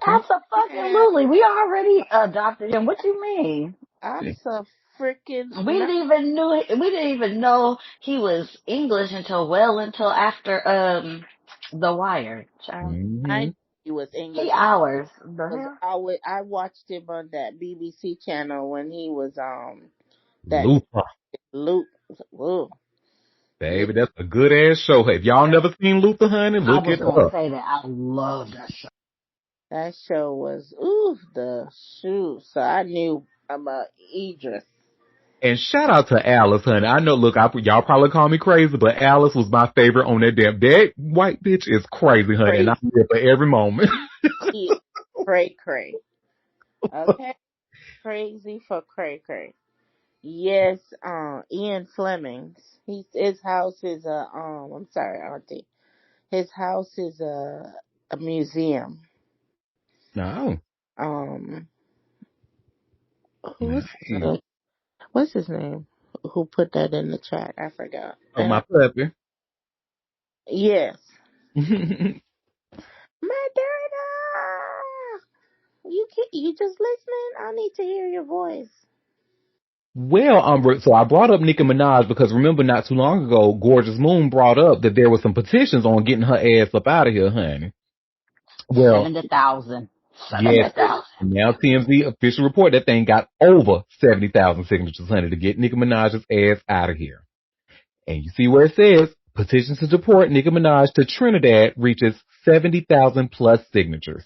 Wait. She not have no paper? No, she not Nope. had no paper. And she over here acting a fool. She not have Send no that ass paper. back. No. 70,000 ain't really a lot though. I mean, Hey, I know. You gotta get to 100,000. We climbing. need to be Don't worry. 700,000. You know. you need a And it, minute. We getting there. and wait, and I think, well, her husband, because I know her husband is a citizen, does that? No, Oh, okay. no, cause he a pedophile. He a felon. Well, Ellen, that's right. I forgot. He can't file for her. And plus, he got it with this new administration. Her papers ain't gonna go through. She better write. Well, that's what she been buddying up with them for, I'm Uh, sure. that's Well, why she broke too, so. she kissing up to him because she trying to get some citizenship documentation. Oh, I know she not legal. She No, illegal. I don't think she didn't have nothing to worry about that. I think she just really been trying to get this money. Well, like we said before, she did that whole thing with Jay-Z that wasn't fruitful. So now she done picked up the other side and is Oh, grifting to, so she broke. she having trouble Possibly. keeping that little home. So something Possible, going on. possible losing her house, her $25 million mansion. She behind. On her payment. So what happened to Hmm the Her syrup whole rap dude? career? I don't know. What about the syrup drinking dude guy? What's his name? He Lil got Wayne? sisters. Yeah, What about him? he can't get her no money. Maybe not He as much can't as get he him should. no man. Huh? He going through his own legal battles and stuff, honey, with his assistants. So no, he got his plate is full right now. He going through legal battle too. And he is being really And he had to nasty. fight baby for his money. Shit, I he bet didn't have no money. and he accidentally hit his assistant in the face. We talked about him before. Oh Lord. Yeah. Oh Lord. Well, They the gag about this petition though is that it was possibly started by a bar. That's the gag. Not a bar. Good. Good. Girl, get on up out of here with that Republican stuff. And look. it starts off by saying a growing number of people want Nicki Minaj booted from the USA after her highlighted appearance at Erica Kirk's Turning Point USA event, and the charge might have been started by one of the rapper's diehard fans. Mm-hmm. Shortly before the ball drops for 26 today, the Change.org petition to deport Nicki Minaj to Trinidad surpassed 70,000 signatures. Fans really dislike how she became Nicki Minaj. Anywho, earlier in the year, Nicki also waged a public war with Jay-Z and All Things Rock Nation, and the petition suggests that Nicki did it out of lunacy and is a danger to American soil. The campaign leader behind the petition was started by someone calling themselves Pedonica Minaj, a Barb-like nickname, but also meant to shade Nicki's sexual offender registered husband, Kenneth Petty. The post includes 16 of Petty's mugshots from when he had to check in for sex offender updates, and the petition criticizes Nicki for fiercely defending him and dredges up past accusations of her harassing his victims. We've reached out to the Trinidad and Tobago administration to see if they'll be willing to take her back with open arms, and then they end with ... I'm guessing they must have got no No word. response. I was gonna say in the comments, somebody said there's two petitions and they're totaling 100,000 Mm. signatures. Mm. Oh, okay. Where the petition at? So I can sign it. Because the fact that she's not worried about her child being around that man. Well, Because, he was a rapist. He wasn't a child abuse. That was her brother, I think, that was accused of pedophilia. yeah, oh, the Her brother. husband is a Look rapist. at- He's not a pedophile. Oh, he a rapist. Hmm. Okay, so you got a pedophilia brother and a rapist husband. Hmm. Rape that girl at knife point, honey. That's a pattern. Some girl, you need therapy. She need to go back to Trinidad and go drink some of that salt water. Ooh. Bathe in it, baby. Talk Bathe about in bird. Why would you marry somebody like that at your mm, station? He had nothing. What did mm. he have going for him that made her marry him? I She's I stupid. can't figure it out. He a bird. There you Well, go. yes. Well, yeah. Look, it let me sounding like Auntie. Well, yes. And now she's stuck because if she divorced that man, what she He gonna gonna have to want do? half. She gonna have to play manimony. There you go. Have to Mhm. support him forever. Speak Mm-mm. it, Jermaine. Speak it. Yeah, What my sister Monique say in her best Baltimore accent. See, when you do clownery, the clown comes back to bite. Okay. It don't make sense, Chill. Like, it she really did don't. the dumbest thing ever. Like, why would you Ever. marry some broke man that ain't got Nobody. nothing Nothing. And shout out to Nothing. that my has a friend here, record? my Baltimore neck. Look, I knew that ass was coming. Look here, shut your ass up, eyes. My friend thinks I am absolutely Well, insane. When I tell y'all, Baltimore accents are probably some of my favorite United States of American accents, honey. Out of I all, would agree. I would agree. they crack me up. They just make me feel joy. And my friend thinks I am absolutely insane for that. I'm like, okay, I'll take it, but it is what it is. Because when you do I clownery, look. I do love to hear Moderna talk. I'm sorry. It's riveting all the we time. love it. Yes, we love it. Could exactly. when I say Moderna could tell a story, ooh, ooh, mm, And Hunty. really though, that's kind of like, cause when you think about it, like think about all the comedians from even the ones who aren't good, just hilarious. Like it's something about that Baltimore accent that just kind of it's like putting a cherry on a Sunday or something. I don't know. Look here. If I had money, Moderna, I would back you and Auntie together on a show. I'm talking about you. You can't lose. Get that money and promote you with that accent. I'll turn gay just to mess with you, Moderna. Just Yes. I don't think it worked like that, Marcel, but okay. I was like, well, you'd have to grow a whole penis, Right. and there'd be a lot. That's a lot. look here. Get some injection by the time. You never know. Something can happen. Well, you could go trans. I mean, Go, that's. Moderna. And I'd love to introduce it like, this Oh, is, and add some height. this is my husband, Moderna. You gotta break your bones and get taller. And say, come here, sexy.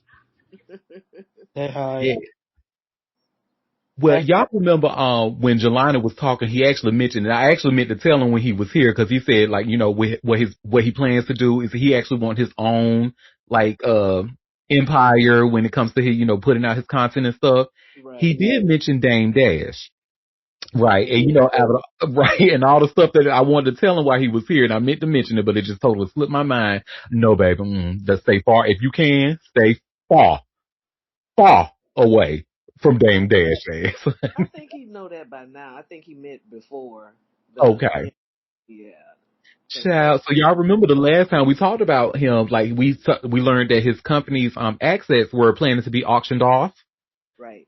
They have been auctioned off, and child, I have by way of all hip hop, y'all see where it says Damon Dash Bill Company auctioned off for $100, child. Stop. $100, baby. So a lucky winner from my giveaway could have bought Dame We could have bought a film company. and could have and could have, honey.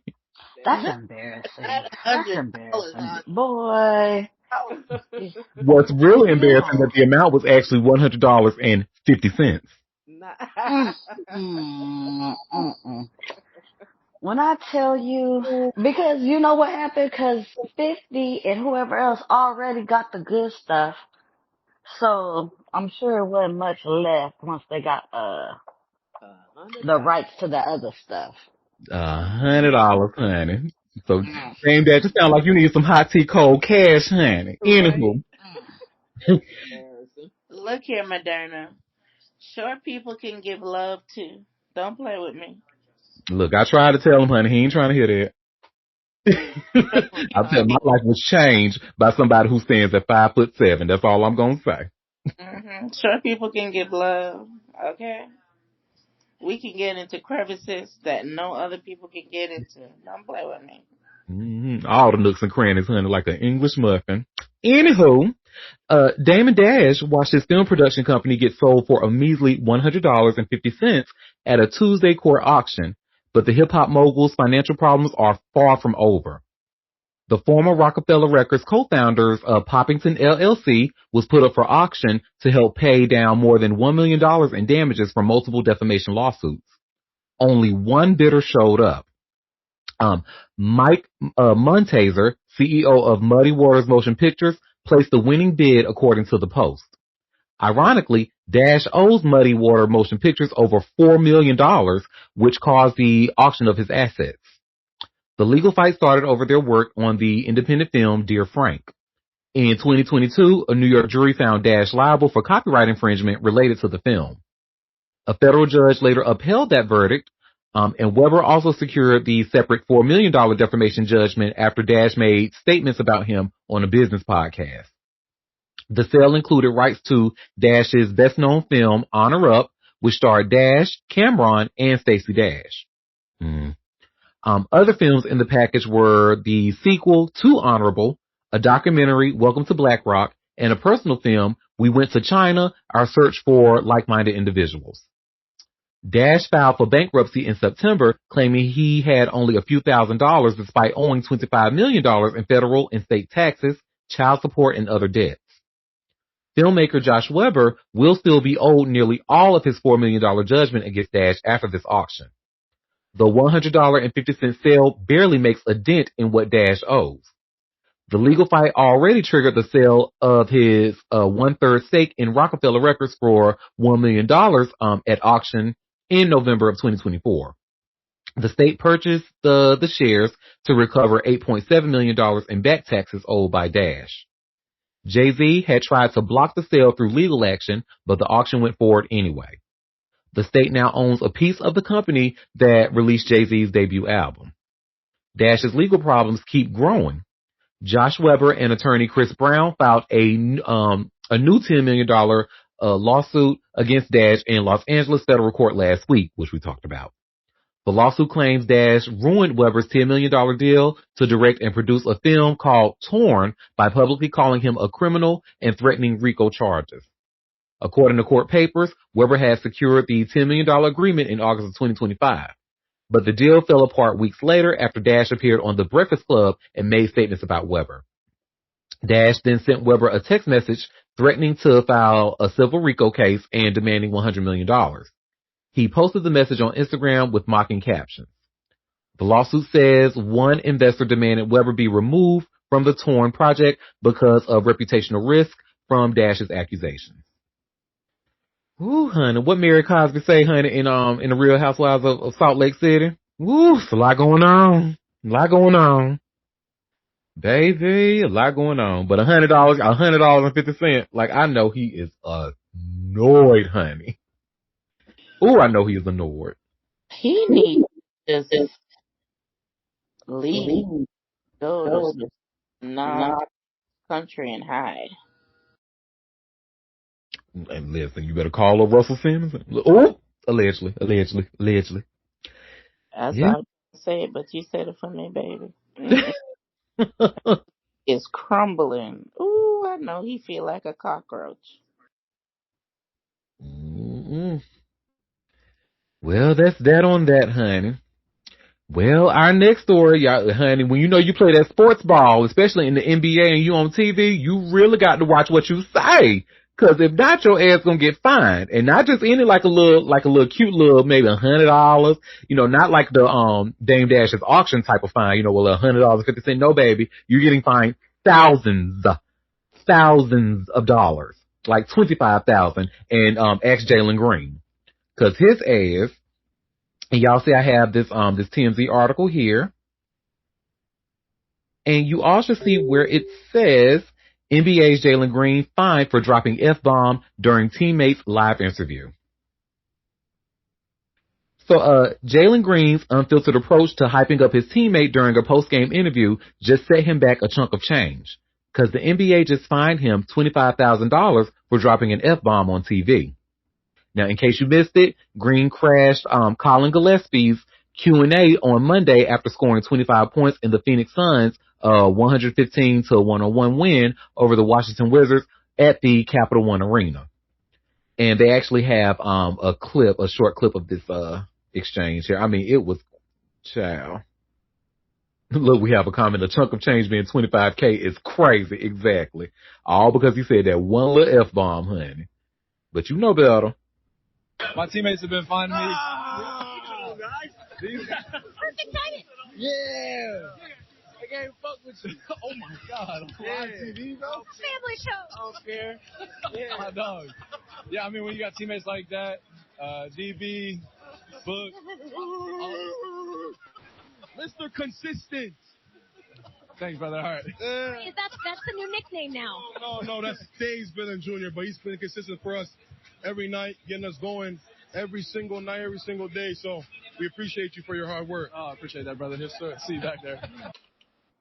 So not only did he drop the F-bomb, honey, he gonna end it with, they was like, whoa, dude, this is a family show. I don't care. That's why that ass paying $25,000. Watch your mouth.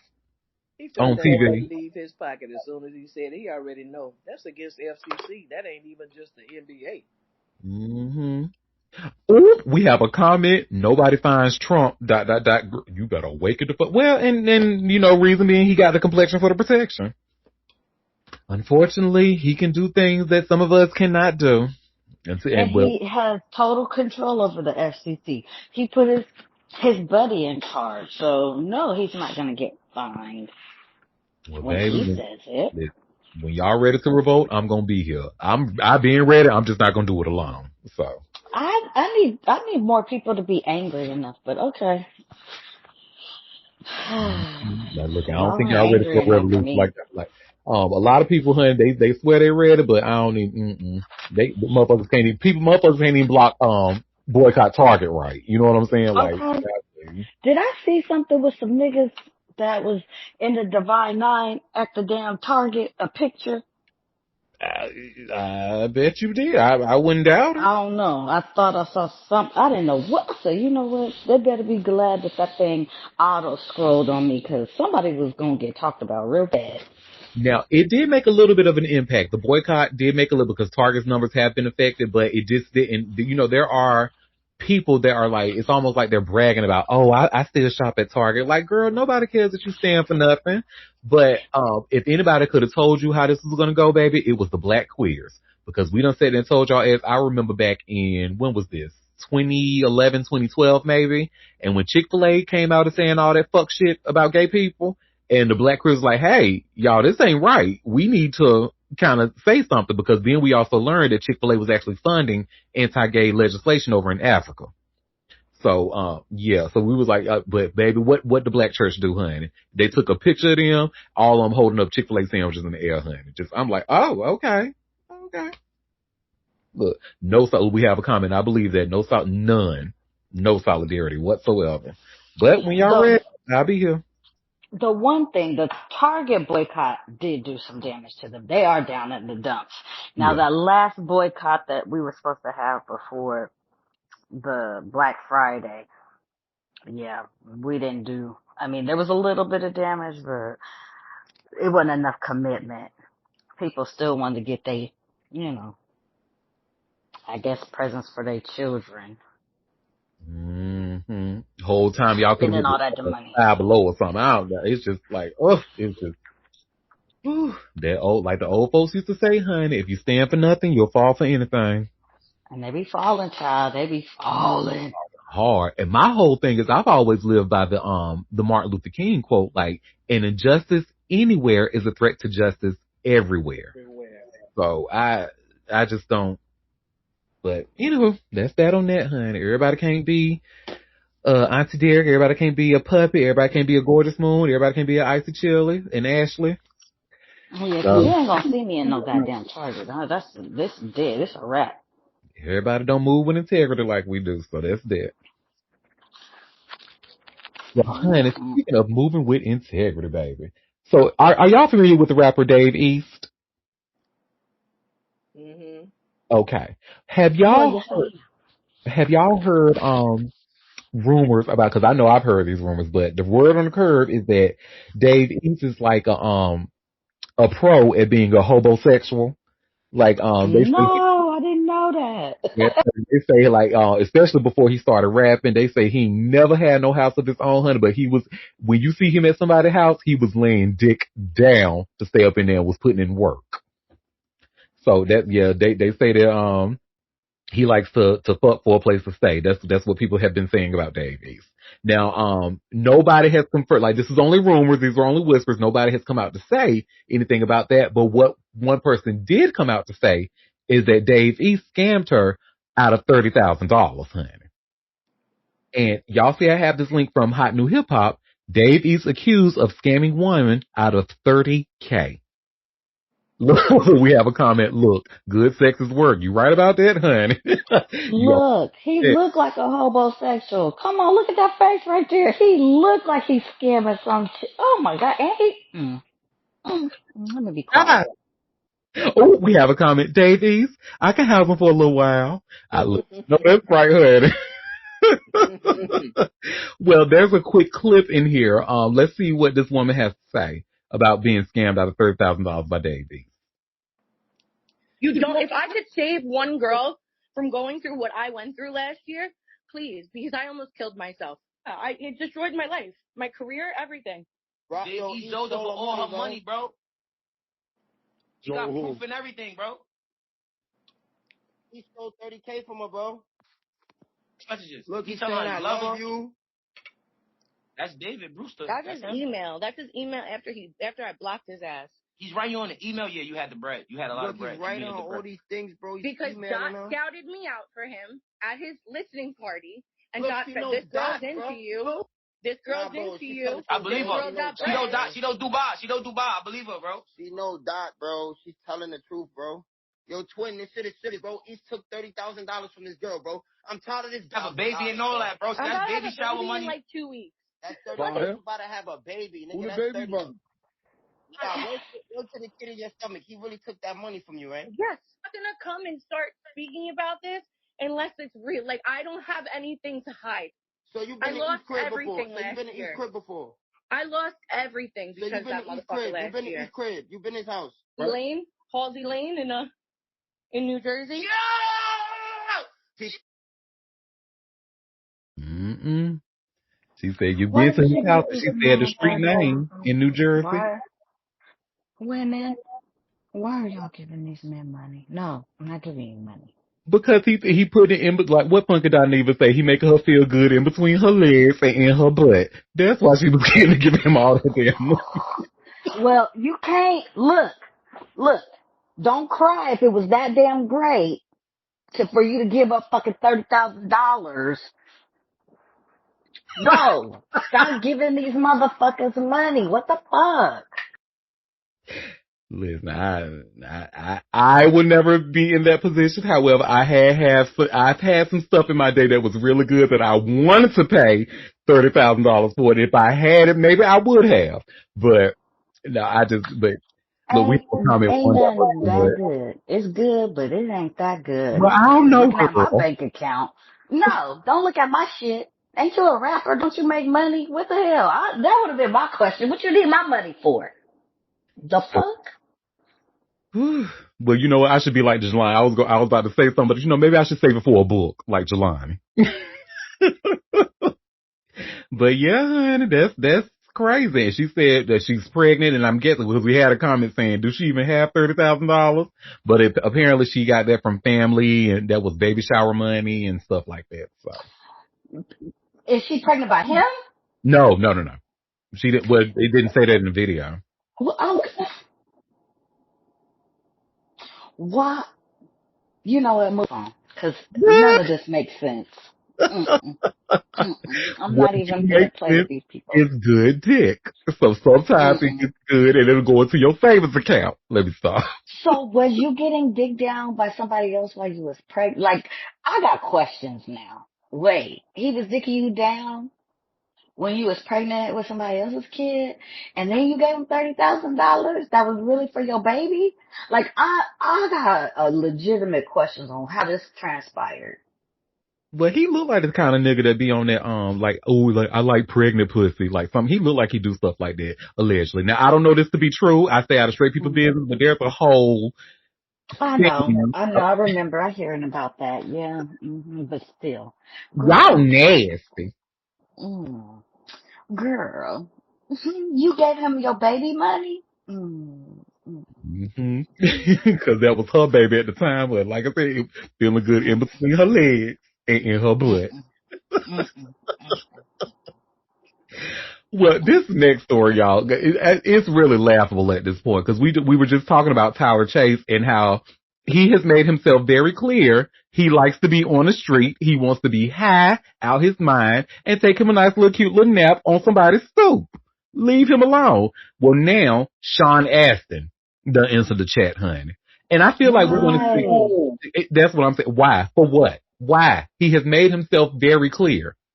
But now, you see where it says here by way of TMZ, Sean Astin gets involved to help Nickelodeon star Tyler Chase off the streets, which he does not want. He has made it clear he don't want y'all help.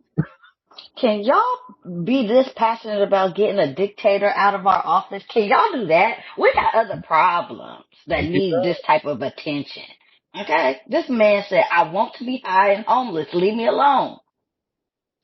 Well, Sean Astin is stepping in to help Ned Declassified's alum, Tyler Chase, according to one of his former co-stars.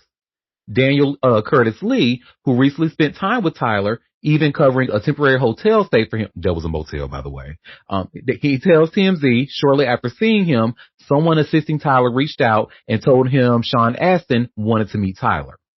According to Daniel, Sean, a major hero to Tyler, who's a huge fan, he's a huge Lord of the Rings fan, hoped the meeting might help convince Tyler to get off the streets. On Christmas Day, Daniel spoke with Tyler over FaceTime, during which Tyler reflected on his experience meeting Sean. And by the sound of it, it was a positive one. Worth mentioning, Sean is the current president of the Screen Actors Guild. Oh, I thought it was it's not Fran Drescher anymore? Oh, anyway, as we reported, Tyler had been a transient in Southern California for quite some time while allegedly struggling with meth addiction. The push to help Tyler came after videos circulated on the internet showing him looking unkempt and in need of housing. Riverside police spokesman Ryan Railsback previously told us law enforcement can only do so much for Tyler without him explicitly asking for or consenting to help. We've reached out to Sean Astin. So far, no word back. I can't remember. I haven't watched the latest season of Stranger Things yet, for personal reasons. But is he still? Did he get killed off? I can't. Oh, never mind. Y'all didn't watch. I think I was the only one in this group that watched the show. But was his character killed off there? Because I'm like you. I'm sure you have way Yes, better I things did to worry watch in the beginning, way early on, like it was like the first or second season, because he was like the boyfriend of the mother. Yep, and I liked him on there. I really liked Yeah. his character on there. Yes. So I think it was the second or third season. I haven't watched since somewhere around there, but his character got yeah. Okay, I knew I went crazy. I was like, didn't he die? But Yeah. still, Sean Astin is very famous and has been in the game for a long time, so I am again sure he got better things to worry about than some damn Tyler Chase, who has confirmed and has made himself really clear he good. And I don't want your help. Leave me alone. Where's the mess? It's sad, but hey, that's his right. That's his human right. So that's that on that, honey. Leave that man alone, Sean. Go, and just like Moon said, go help somebody who really wants it or needs it. Now this next story. So do y'all remember? So after we stopped recording, we learned that Tatiana Schlossberg ended up passing away. Well, y'all raggedy president, honey, the loser in chief, racist in chief. Of course, his ass had something to say. Oh, why, my God. And y'all see where it says by way of TMZ, Trump attacks Kennedy family hours after death of JFK's granddaughter. Child. You know what? And you know what? And I'm gonna say this on the recorder line. When I say I'm gonna buy me the biggest of steaks, the tomahawks, I'm gonna have a Michelin star meal in celebration when that motherfucker falls. I can't stand him. Baby, let me tell you what I'm doing. I've always wanted to go. So there's a restaurant called Angus Barn. It's a steakhouse in North Carolina. Very very popular, and it's rumored to be extremely expensive in there. Oh, and we have a comment. It's amazing. Oh, I'm glad to hear that. I've never been because I'm not rich. But that day, that when something like that happens, I'm gonna be like Smokey's mama. Make it enough, bitch. We're going to Angus Barn and we're celebrating. And you can go fund me if you need to. We gonna go fund your ass to go there, okay? Okay. Look here. I'm going to have the biggest of celebrations. I'm going to be banging pots together. Ding dong, the witch is dead. I cannot wait. Ooh, and Puppy says he just went 2 days ago. So, Puppy, tell me, is it truly expensive like the rumors say they are, or is it just kind of like reasonably? Right. Imagine having a meal from a mini Biltmore. Oh, okay. Well, that answers my question because the Biltmore. I heard about the Biltmore. Well, that's that on that. But anyway, back to Trump's stupid ass. So, following President Donald Trump's abysmal ratings hosting the Kennedy Center's honors and the growing list of artists canceling performances at the venue due to Donald Trump's recent rebranding it with his name on top, the president's retaliatory tantrum has begun. Despite JFK's granddaughter, Tatiana Schlossberg, dying just hours earlier Tuesday, Trump took to Truth Social to flood his timeline with reposts of MAGA supporters mocking the Kennedy family. One reads, the Kennedy family have long neglected the Kennedy Center, by the way. They don't raise money for it. They never show up. And the only Kennedy who has been there recently is a member of Trump's cabinet. Another reads, the Trumps have always been supporters of the arts. The Kennedys are supporters of the Kennedys. The Kennedys have neglected to respond to POTUS's most recent attacks. The latest posts from the family have been solely to pay tribute to Tatiana, who died at only 35 years old Tuesday after battling leukemia. Tatiana's cousin, Maria Shriver, wrote, I return to this space today to pay tribute to my sweet beloved Tatiana, who left this earth today. I return to this space to pay tribute to honor her loving and supportive family who came together and did everything they possibly could do to help her. She continued, I return to this space heartbroken because Tatiana loved life. She loved her life and she fought like hell to try to save it. As you know, Trump's handpicked board voted to change the name of the John F. Kennedy Center to the Trump Kennedy Center earlier this month. Since then, the jazz group The Cookers, the dance company Doug Barone, and dancers, folk singer Christy Lee, and jazz artist Chuck Red have all canceled scheduled events following the name change. The center was established after the 1963 assassination of President Kennedy to honor his memory. Mm-mm. And I don't care if now Kennedy ever stepped foot in that motherfucker. You didn't need to put your name on it. Yeah, How Exactly. about them that? I raggedy don't ass care. truth social, his I little don't care. people. The Lynn Miranda canceled what, a 10-week run of whatever that play is that's been so popular. Hamilton. Hmm. Hamilton. Issa Rae canceled an appearance. Oh yeah, So early on when he did all that stuff in the beginning. Oh yeah, they got hmm out of there. so yeah, he's pissed off that none of these people, want to come to their Kennedy. It's the Kennedy Center to me. It'll never be with his name And on when it. he died, and when he out of office, I said die. When he out of office, they gonna pluck them little letters off of there. Yep. I just watched. I watched a video I think it was either last night or this morning, where somebody did the 12. A song. It was white folks did the 12 Things of Christmas, but it was all about when Trump is out of office, all the things that we gonna change again. Right. Mm-hmm. The Gulf of America, this Oh, that shit is. bullshit. Yeah, Mm-hmm. all that stuff is reverting back because this is crazy. Amen. The And we have a art. good comment in the chat, honey. It says, but CC Winans, isn't she going up and being up all of it? Wake that up, honey, because I've been trying to tell y'all about CC and her her woman beating ass brother, BB, for the longest. Well, fuck, Oh yeah, fuck well we them don't too. fuck with them no more. Mm-mm. They over They there ain't on my too. playlist nowhere. Mm-mm. Mm. And he could have broke ass Nicki Minaj. Sorry, your boyfriend can go over there too. Fuck him. Oh, maybe she'll give a concert there for him. Hmm. Snoop, Nelly, all of them motherfuckers. Yeah, invite them. They'll come. And it says, this is so sad. Tatiana sounds like someone close to her family. The perfect daughter, kind, fun, death does not discriminate. Ooh, for sure. No, she was from the good side of the Kennedys, 'cause Yeah, it'd be some raggedy ones, but she was unproblematic for sure. no, yeah, Such a she was sad, sad death.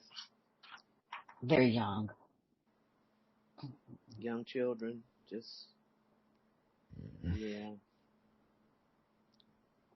Well, hopefully her Especially if spirit they can were come. her What is that? children. Who is RFK to her? Is that her uncle? Granddaddy. No. Oh, Oh, RFK? RFK. Yeah, RFK. JFK, Sorry. yes, her It's her uncle. grandfather. JFK was her grandfather. Yeah. Yeah, she need to So, hunt her uncle. Her spirit need to haunt her crazy ass uncle, honey. Scare his ass in his sleep or something, girl. Something need to be no, done. cousin. That's the junior is her cousin. Okay. Well, So hunt yes, your cousin, girl. yes. I hope she does. Because he need it. Girl, she ain't gonna waste her spirit time fucking with that man. Touche. Well, you know what? You right. Because She gonna be with her family and the people who loved her. She's her not gonna waste grandfather, any her spirit time grandmother. with that man. I wouldn't. Well, maybe if I scared him enough to scared him to a stroke or something. Ooh. Stop. Stop. Maybe that brain worm will rattle or something. Incapacitate his ass. You should have some tequila with that brain worm. Mm-hmm.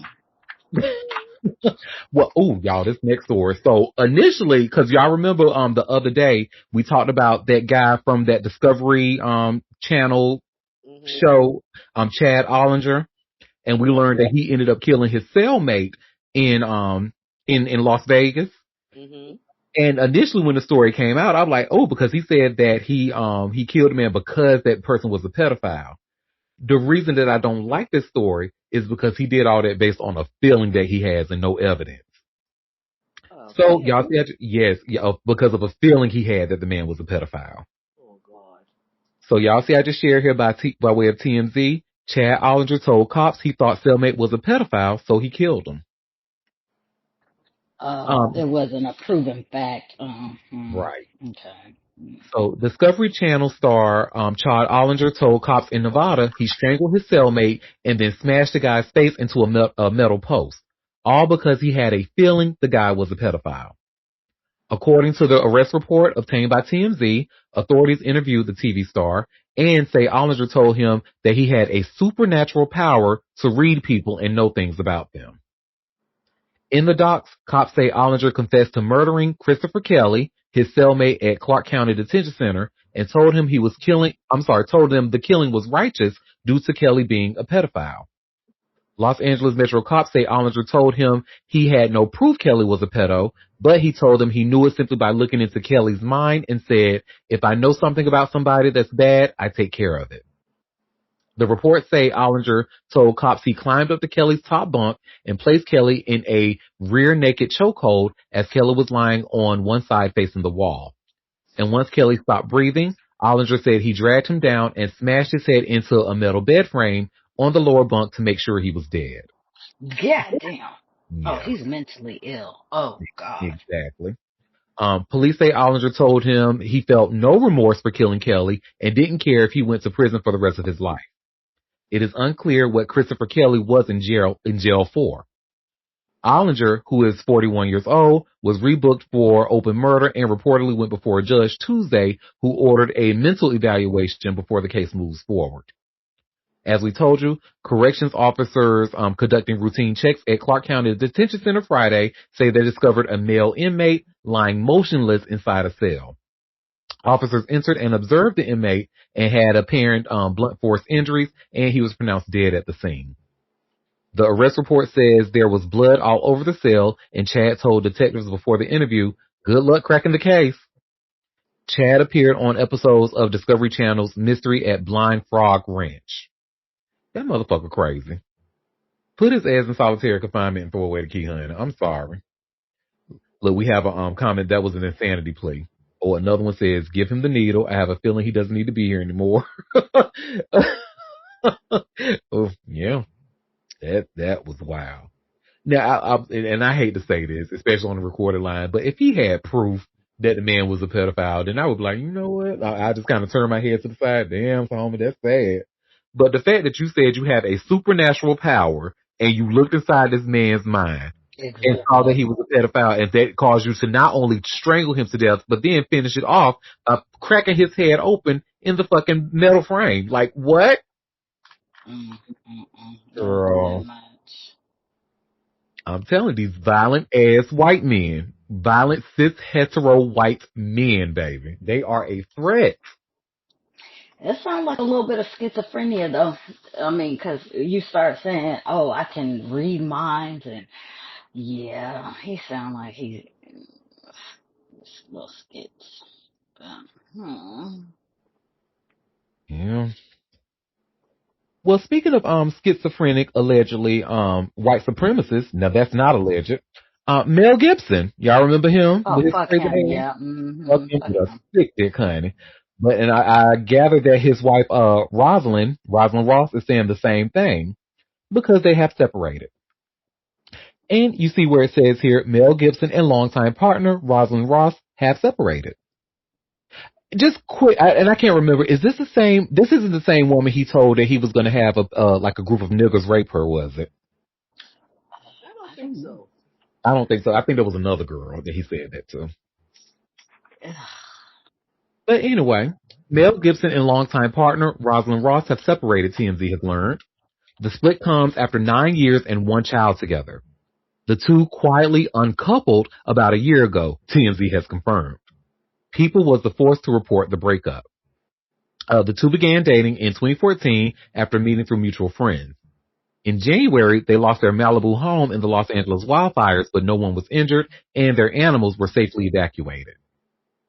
The estranged couple will reportedly continue to co-parent their eight-year-old son, Lars. Okay. That's that on that, child. Oh, we have a comment. Look at their age difference. Exactly. Well, and she got with him after all of that bullshit. So, girl, all You that get shit what was you in the heard. news. You knew what you was getting. Mm-hmm. Yep. You ignored that red flag, and here you are. And but what gets me is though they've been separated for over a year. I guess that's how bad nobody really cared about him and his shenanigans. No, we don't care about him no more. Once we found out he was a racist, bigoted, anti-Semitic weirdo, ugh, he's been dead to me for so long now at this point. Same here, girl. Well, somebody else who's dead to me, Boosie Badass. Speaking of bigots, well, there's a lot of billboards around that say free Boosie, and he wants that to stop. And y'all see, I just shared here by way of hot new hip hop. Boosie Badass wants fake free Boosie billboards to stop. Well, Boosie Badass has dealt with no shortage of legal issues throughout his career, but currently he's a free man. That hasn't stopped people from putting up fake free Boosie billboards, however. Recently, the rapper spotted one in Mississippi, prompting him to speak up. He took to Instagram this week to ask fans to not use billboards to call for his release when he's actually not behind bars. Mississippi, I know y'all love me, but it's not cool, he wrote, as captured by the Shade Room, asking all my fans, please don't do this if I'm not in prison. While Boosie is not in prison, he pled guilty to a federal gun charge in August. At the time, he said he was ready to put all of his legal woes behind him for good. Before Donald Trump took office last November, Boosie also issued a plea on Twitter. Can you pardon me on my Fed case? I'm a nonviolent felon, he wrote. The courts ruled that a nonviolent cannot be charged with a 922G. The judge dismissed my case, but the ruling has been appealed. So once again, I was indicted. I'm fighting the case, he continued. This is the exact case to U.S. versus Duarte that was ruled unconstitutional. Oh, and one more thing. Can you sit down with me and talk about you giving police immunity? Boosie concluded. I think this will motivate officers to commit deadly crimes. Please don't do this. Anyway, congratulations on your win. Let's get this money and drop these taxes. Shit is killing me. Stupid ass. Anyway. He provided his fans with an update last month, confirming that he hadn't made any progress yet. I'm still working on it, he's revealing. I'm still trying. As you know, my voice is a loud voice. So I'm still going to be asking the president for a pardon. Right now, I don't have it, but I'm confident about my situation and I feel good about my situation. Mm-hmm. Baby, that ain't nothing but a little, you feeling good about that? Are you sure that's good or is your blood sugar just low? Like, cause it's not looking good. And to be completely honest, could be completely transparent, as much as I'm not a fan of Boosie, what's happening to him is fucked up. It is truly fucked up. And he's absolutely right when he says that they are actually, because the case that the initial one that they got him in with from August, that was actually dropped at first, but then a new prosecutor came in and was like, no, I want to reopen. Then they tried to reopen it, and it's like, I'm not a lawyer, but doesn't that go into like a double jeopardy conversation? I don't know. But it is. No, because he would have had to gone through trial and then not been convicted, and that would say you can't be tried again if that was the case. But if it was just dropped forever for never being on trial, then they can pick it back up if they choose to, unfortunately. Well, thank you for that. Well, but Oh, long story Lord. short, he wants y'all to stop with these fake free Boosie billboards, especially when he's not in jail, because I guess maybe he feels like that's bad karma. I don't know. Well, I got my last two stories. I'm trying to see which one I want to talk about first. You know, let's talk about the favorite colorist first, honey. Y'all favorite colorist, A$AP Rocky. Well, it looked like he's doing some good in New York, honey. In Harlem, Jelani's hometown. I wonder if he know A$AP Rocky. Anywho. But y'all see, I just shared here by way of vibe, A$AP Rocky's and built to pay rent for tenants in his childhood Harlem building. So I love stories like this. I like to see people giving back and stuff. This is really dope. I love it. So ASAP Rocky is giving back to his hometown in a major way. Lord Flacco has teamed up with Built for a rent-free campaign to celebrate the upcoming release of his fourth studio album, Don't Be Dumb. In addition to releasing a self-designed limited edition vinyl for his next LP, the rapper and loyalty and payments platform are paying it forward by covering rent for the tenants in his childhood building in January of 2026. For me, it's always been about your community and neighborhood. Harlem made me who I am, from uptown to downtown, and that connection to place is everything, said ASAP Rocky. When Built said they wanted to cover rent for everyone in the same building where I grew up, that hit different. That's not just business, that's understanding what community really means. The vinyl is my love letter to New York, and being able to give back to the exact place that raised me while helping people across the country with their rent is the kind of partnership that actually matters. The exclusive vinyl is available to members through a special pre-order on Built's app and website. ASAP Rocky is also featured in a special edition of his monthly game show, Rent Free, where Rocky offers nationwide Built members the chance to win free rent payments of up to $2,500. The top 10 winners will also receive signed editions of the exclusive vinyl, while hundreds of additional members will earn bonus Built points. From joining us at Built's launch to now, his roots in Harlem have always been inseparable from his success, and this limited edition vinyl is our way of honoring that connection, said Anchor Jane, Built's founder and CEO. It's a celebration of the community that shaped one of hip hop's most influential artists and a reminder why giving back to your neighborhood matters.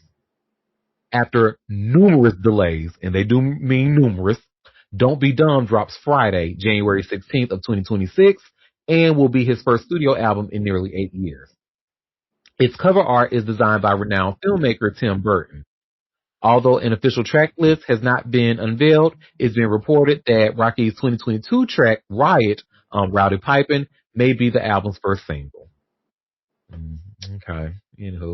Well, back to the, paying for the covering the rent. Cause, Kodak Black did something similar. And, even though he's extremely problematic, it's always nice to see people, especially around this time of year. In January, the beginning of the year where a lot of people are really having a hard time.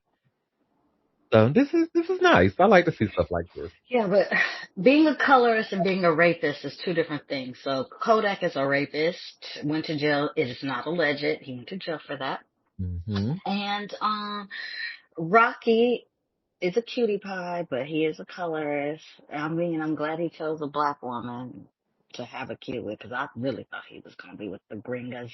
I really did. But here we are. I wonder if he if there's a stipulation, if you're darker than a paper bag, you can't get your rent paid or something like, I don't know. I'm going to go on. Well, that's that on that. Now, our last story is, I feel like this is going to be for the Gen Xers, because one thing about Indiana Jones, honey, the Gen Xers do not play about no Indiana Jones. Now, I personally was not a fan of those movies, but anytime I was with a babysitter who happens to be of Gen X age that's close to mine, as I'm an older millennial, and the younger Gen Xers, we kind of the same, like my gorgeous moon here, that connection. So I like to call, the people in her group my babysitters. Y'all went up for some motherfucking Indiana Jones. And as much as I ain't want to damn watch that movie, I felt like I ain't never have a say so in the matter. So that's that on that. But anyway, y'all know they have the Indiana Jones, amusement ride over at Disney World. Now imagine that, one of the most famous things about, Indiana Jones is that rolling boulder, right? Oh my God, that rolling boulder is about to get Indiana, get his ass out of the way before he get ran the fuck over. Baby, why did that shit happen to one of the employees at Disney World? That boulder actually got his ass. And y'all see where it says here by way of TMZ, Disney World employee gets clobbered by giant boulder on video. So it says, Walt Disney World was the site of yet another scare when a massive prop boulder slammed into a worker, knocking him off his feet with blood spurting from his head. Video of the shocking scene surfaced Tuesday on TikTok, The clip opens with a crowd of people watching the Indiana Jones epic stunt spectacular at Disney's Hollywood Studios in Florida. And everything seems normal at first. So I'm gonna give me 1 second. Let me share my screen and we'll watch the video. Now you don't see any blood, thankfully, but you can definitely see that boulder knocking that man out. It's crazy, y'all. Whoa! Uh-oh. Look over there, Ray. Oh, no! Whoa! It's coming right for us. Woo! Oh!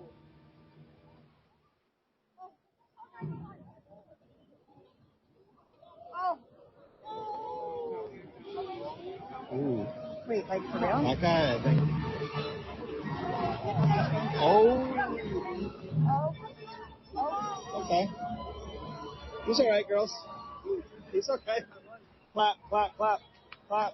He literally saved our lives. That guy. That guy literally saved our lives.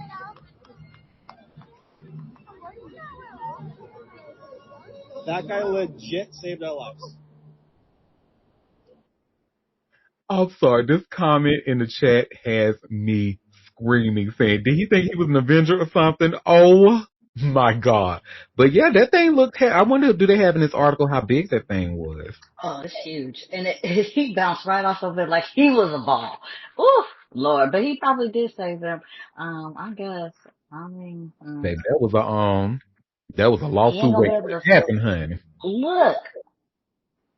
That would have been up to them to sue, and it's hard to sue Disney. They got so many loopholes and some of us. I don't know. I guess you nice, 'cause I wouldn't have been jumping up in front of no damn boulders. I'm Okay. sorry.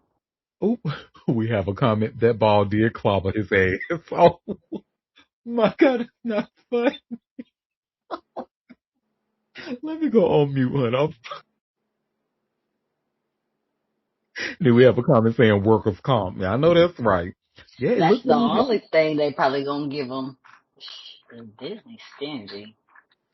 mm-hmm. Workers' You know comp that and some chick cotton died. candy. They probably ain't even gonna give them the cotton candy. They're gonna be like, you know what? No, do you want workers' comp or the cotton candy? Bitch, you can't have both. Well, you know, they didn't. That when that lady went to Disney with her husband and they went to one of the restaurants, told them she has an allergy. She still got something with the allergy in it and it killed her, and the husband tried to sue and they said, oh no, baby, you signed up for Disney Plus, Disney something, and that forfeit be able. Yeah. Disney don't play that shit. Yes, I remember that. The terms and conditions from her Disney Plus subscription. That's what The Wade. husband. Yes. Oh, I Damn. said, and y'all at fault for giving her something that triggered her allergy, and they found a way not to get sued, honey. Them people, I look, we have a comment saying that lady's husband lawyer is weak. I ain't want to say it out loud, but I'm like, because how Oh, the weak fuck? is, yeah, you right about that, 'cause baby. And we have a comment. Then recording it instead of running is a level of stupidity I don't ever want. I know that's right, but then again, in data, because I hate to sound like I'm defending white people, but I would have thought like the way that looked, especially after seeing like Indiana Jones's movies, I would have thought that was like part of the attraction, like that it was supposed to do something like that.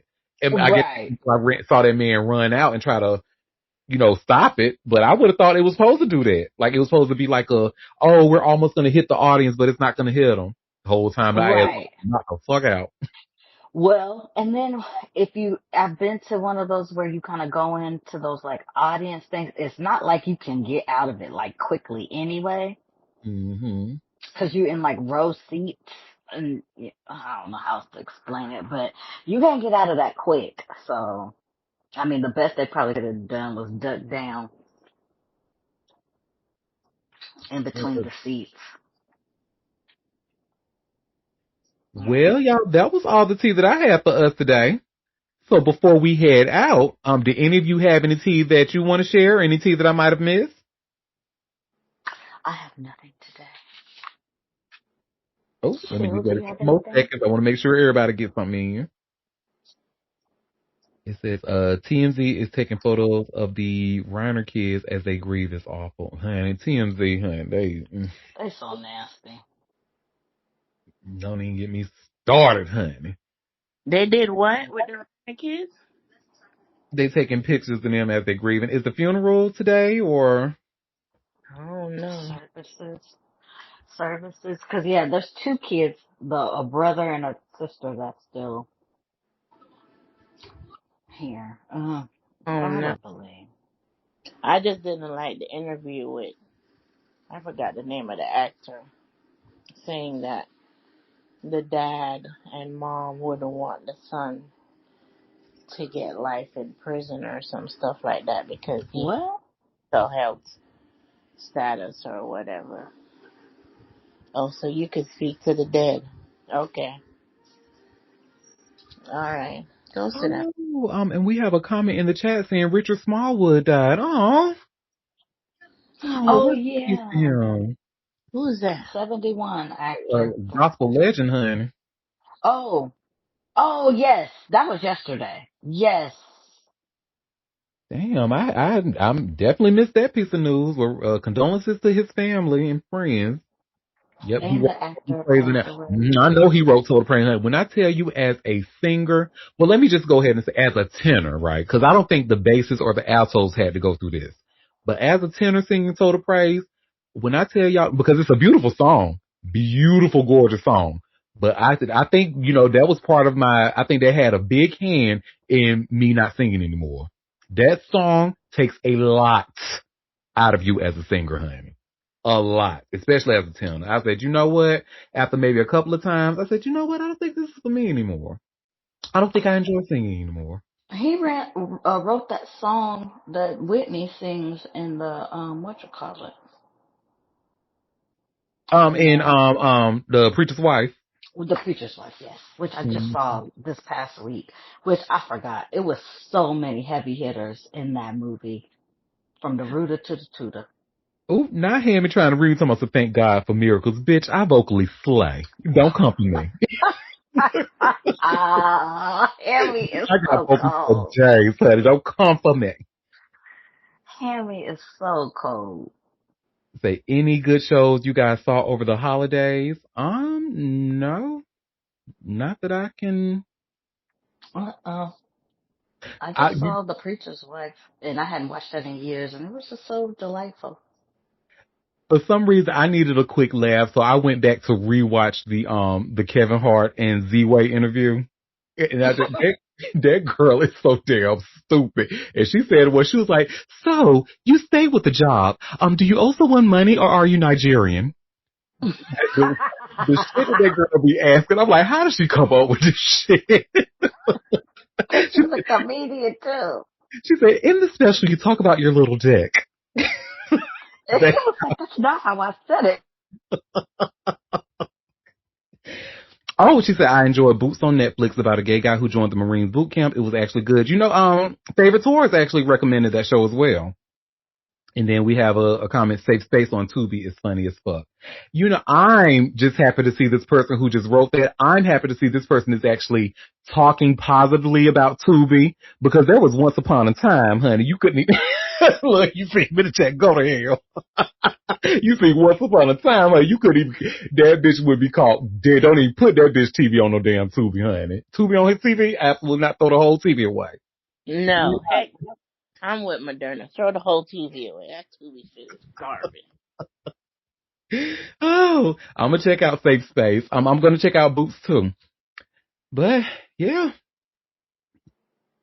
Well, I hope everybody have a happy New Year's Eve and welcome in the new year. I can't believe the end of the year. I remember January I was cussing Auntie out. I know, right? I Goes was, by fast. dang, look at somebody in Twitter asked me if my crew and me still talk. I said, what? He's like, Auntie and the other lady. I said, yeah. y'all don't open space somewhere. I said, no, we don't do Twitter. Hell no. No, We go bring to it right over here to Chatmosa, honey. Chatmosa. You search Auntie's Twitter page and you'll see the information and just click on it. That's all I could tell them. I go to chatmosa.com. Mm-hmm. Okay. Well, Well, y'all have a great what's day. the singer name? Olita Adams, honey, where she said, I don't care how you get here, just get here to Chatmosa if you can. I'm telling you, get here again. And if you don't get here, that means you were meant to get here. So bye. No, and also, please, you all, please be safe tonight. To those, please have the time of your life and bringing in the new year, but please be safe. We are way past drinking and driving. If you want to get buzzed, if you want to get inebriated, do that. But do not get your ass behind the wheel and being Who in you talking about? Anybody in this room apart from Moderna? hell, no, nobody, no one in this room would know. I We, know we still all ain't driving nowhere. I know I ain't driving nowhere. Happy. I don't know where Happy is. Moderna is the only person in this group that be shaking their leg and living. I live my life through Moderna. got. His Isaiah, and y'all, did you mention that the guy from The Wire passed away? Yeah, I think his name was Isaiah Whitlock. Let me just make sure. Isaiah, was it Washington? Let me see. If you in Happy. H-Town, they say the cops gonna be riding. They gonna have prosecutors, phlebotomists. If you refuse the breathalyzer, they draw your blood right there. They don't even want the cops to come off the street to have to take you to the hospital for all that or nothing. They gonna book you right there. You out of here. Mm. So just be aware that You hear that, Moderna? they I'm not. they're watching. I'm minding my business, Moderna, but I'm also letting you know your business while I'm minding my business. Mm-hmm. Okay. And yeah, it was Isaiah Whitlock Jr. That's who passed away. So shout out to him. I liked him. I liked him in The Wire, and he was funny in Atlanta. You know, with Childish Gambino, his show. He played his father in that show. Oh, okay. Yes. Well, y'all. Well, I want to wish you all, because by the time we join each other next time, it will be in the new year. So I will see you all tomorrow in the new year. But until then, thank you for taking time out of your busy day to come and sip tea with me. And we will be back tomorrow in the new year at 12:30 Eastern Standard Time for another live show if you can make it. So I'll see y'all tomorrow. Same as Bye. the old year. Bye. Bye. Happy New Year, everybody.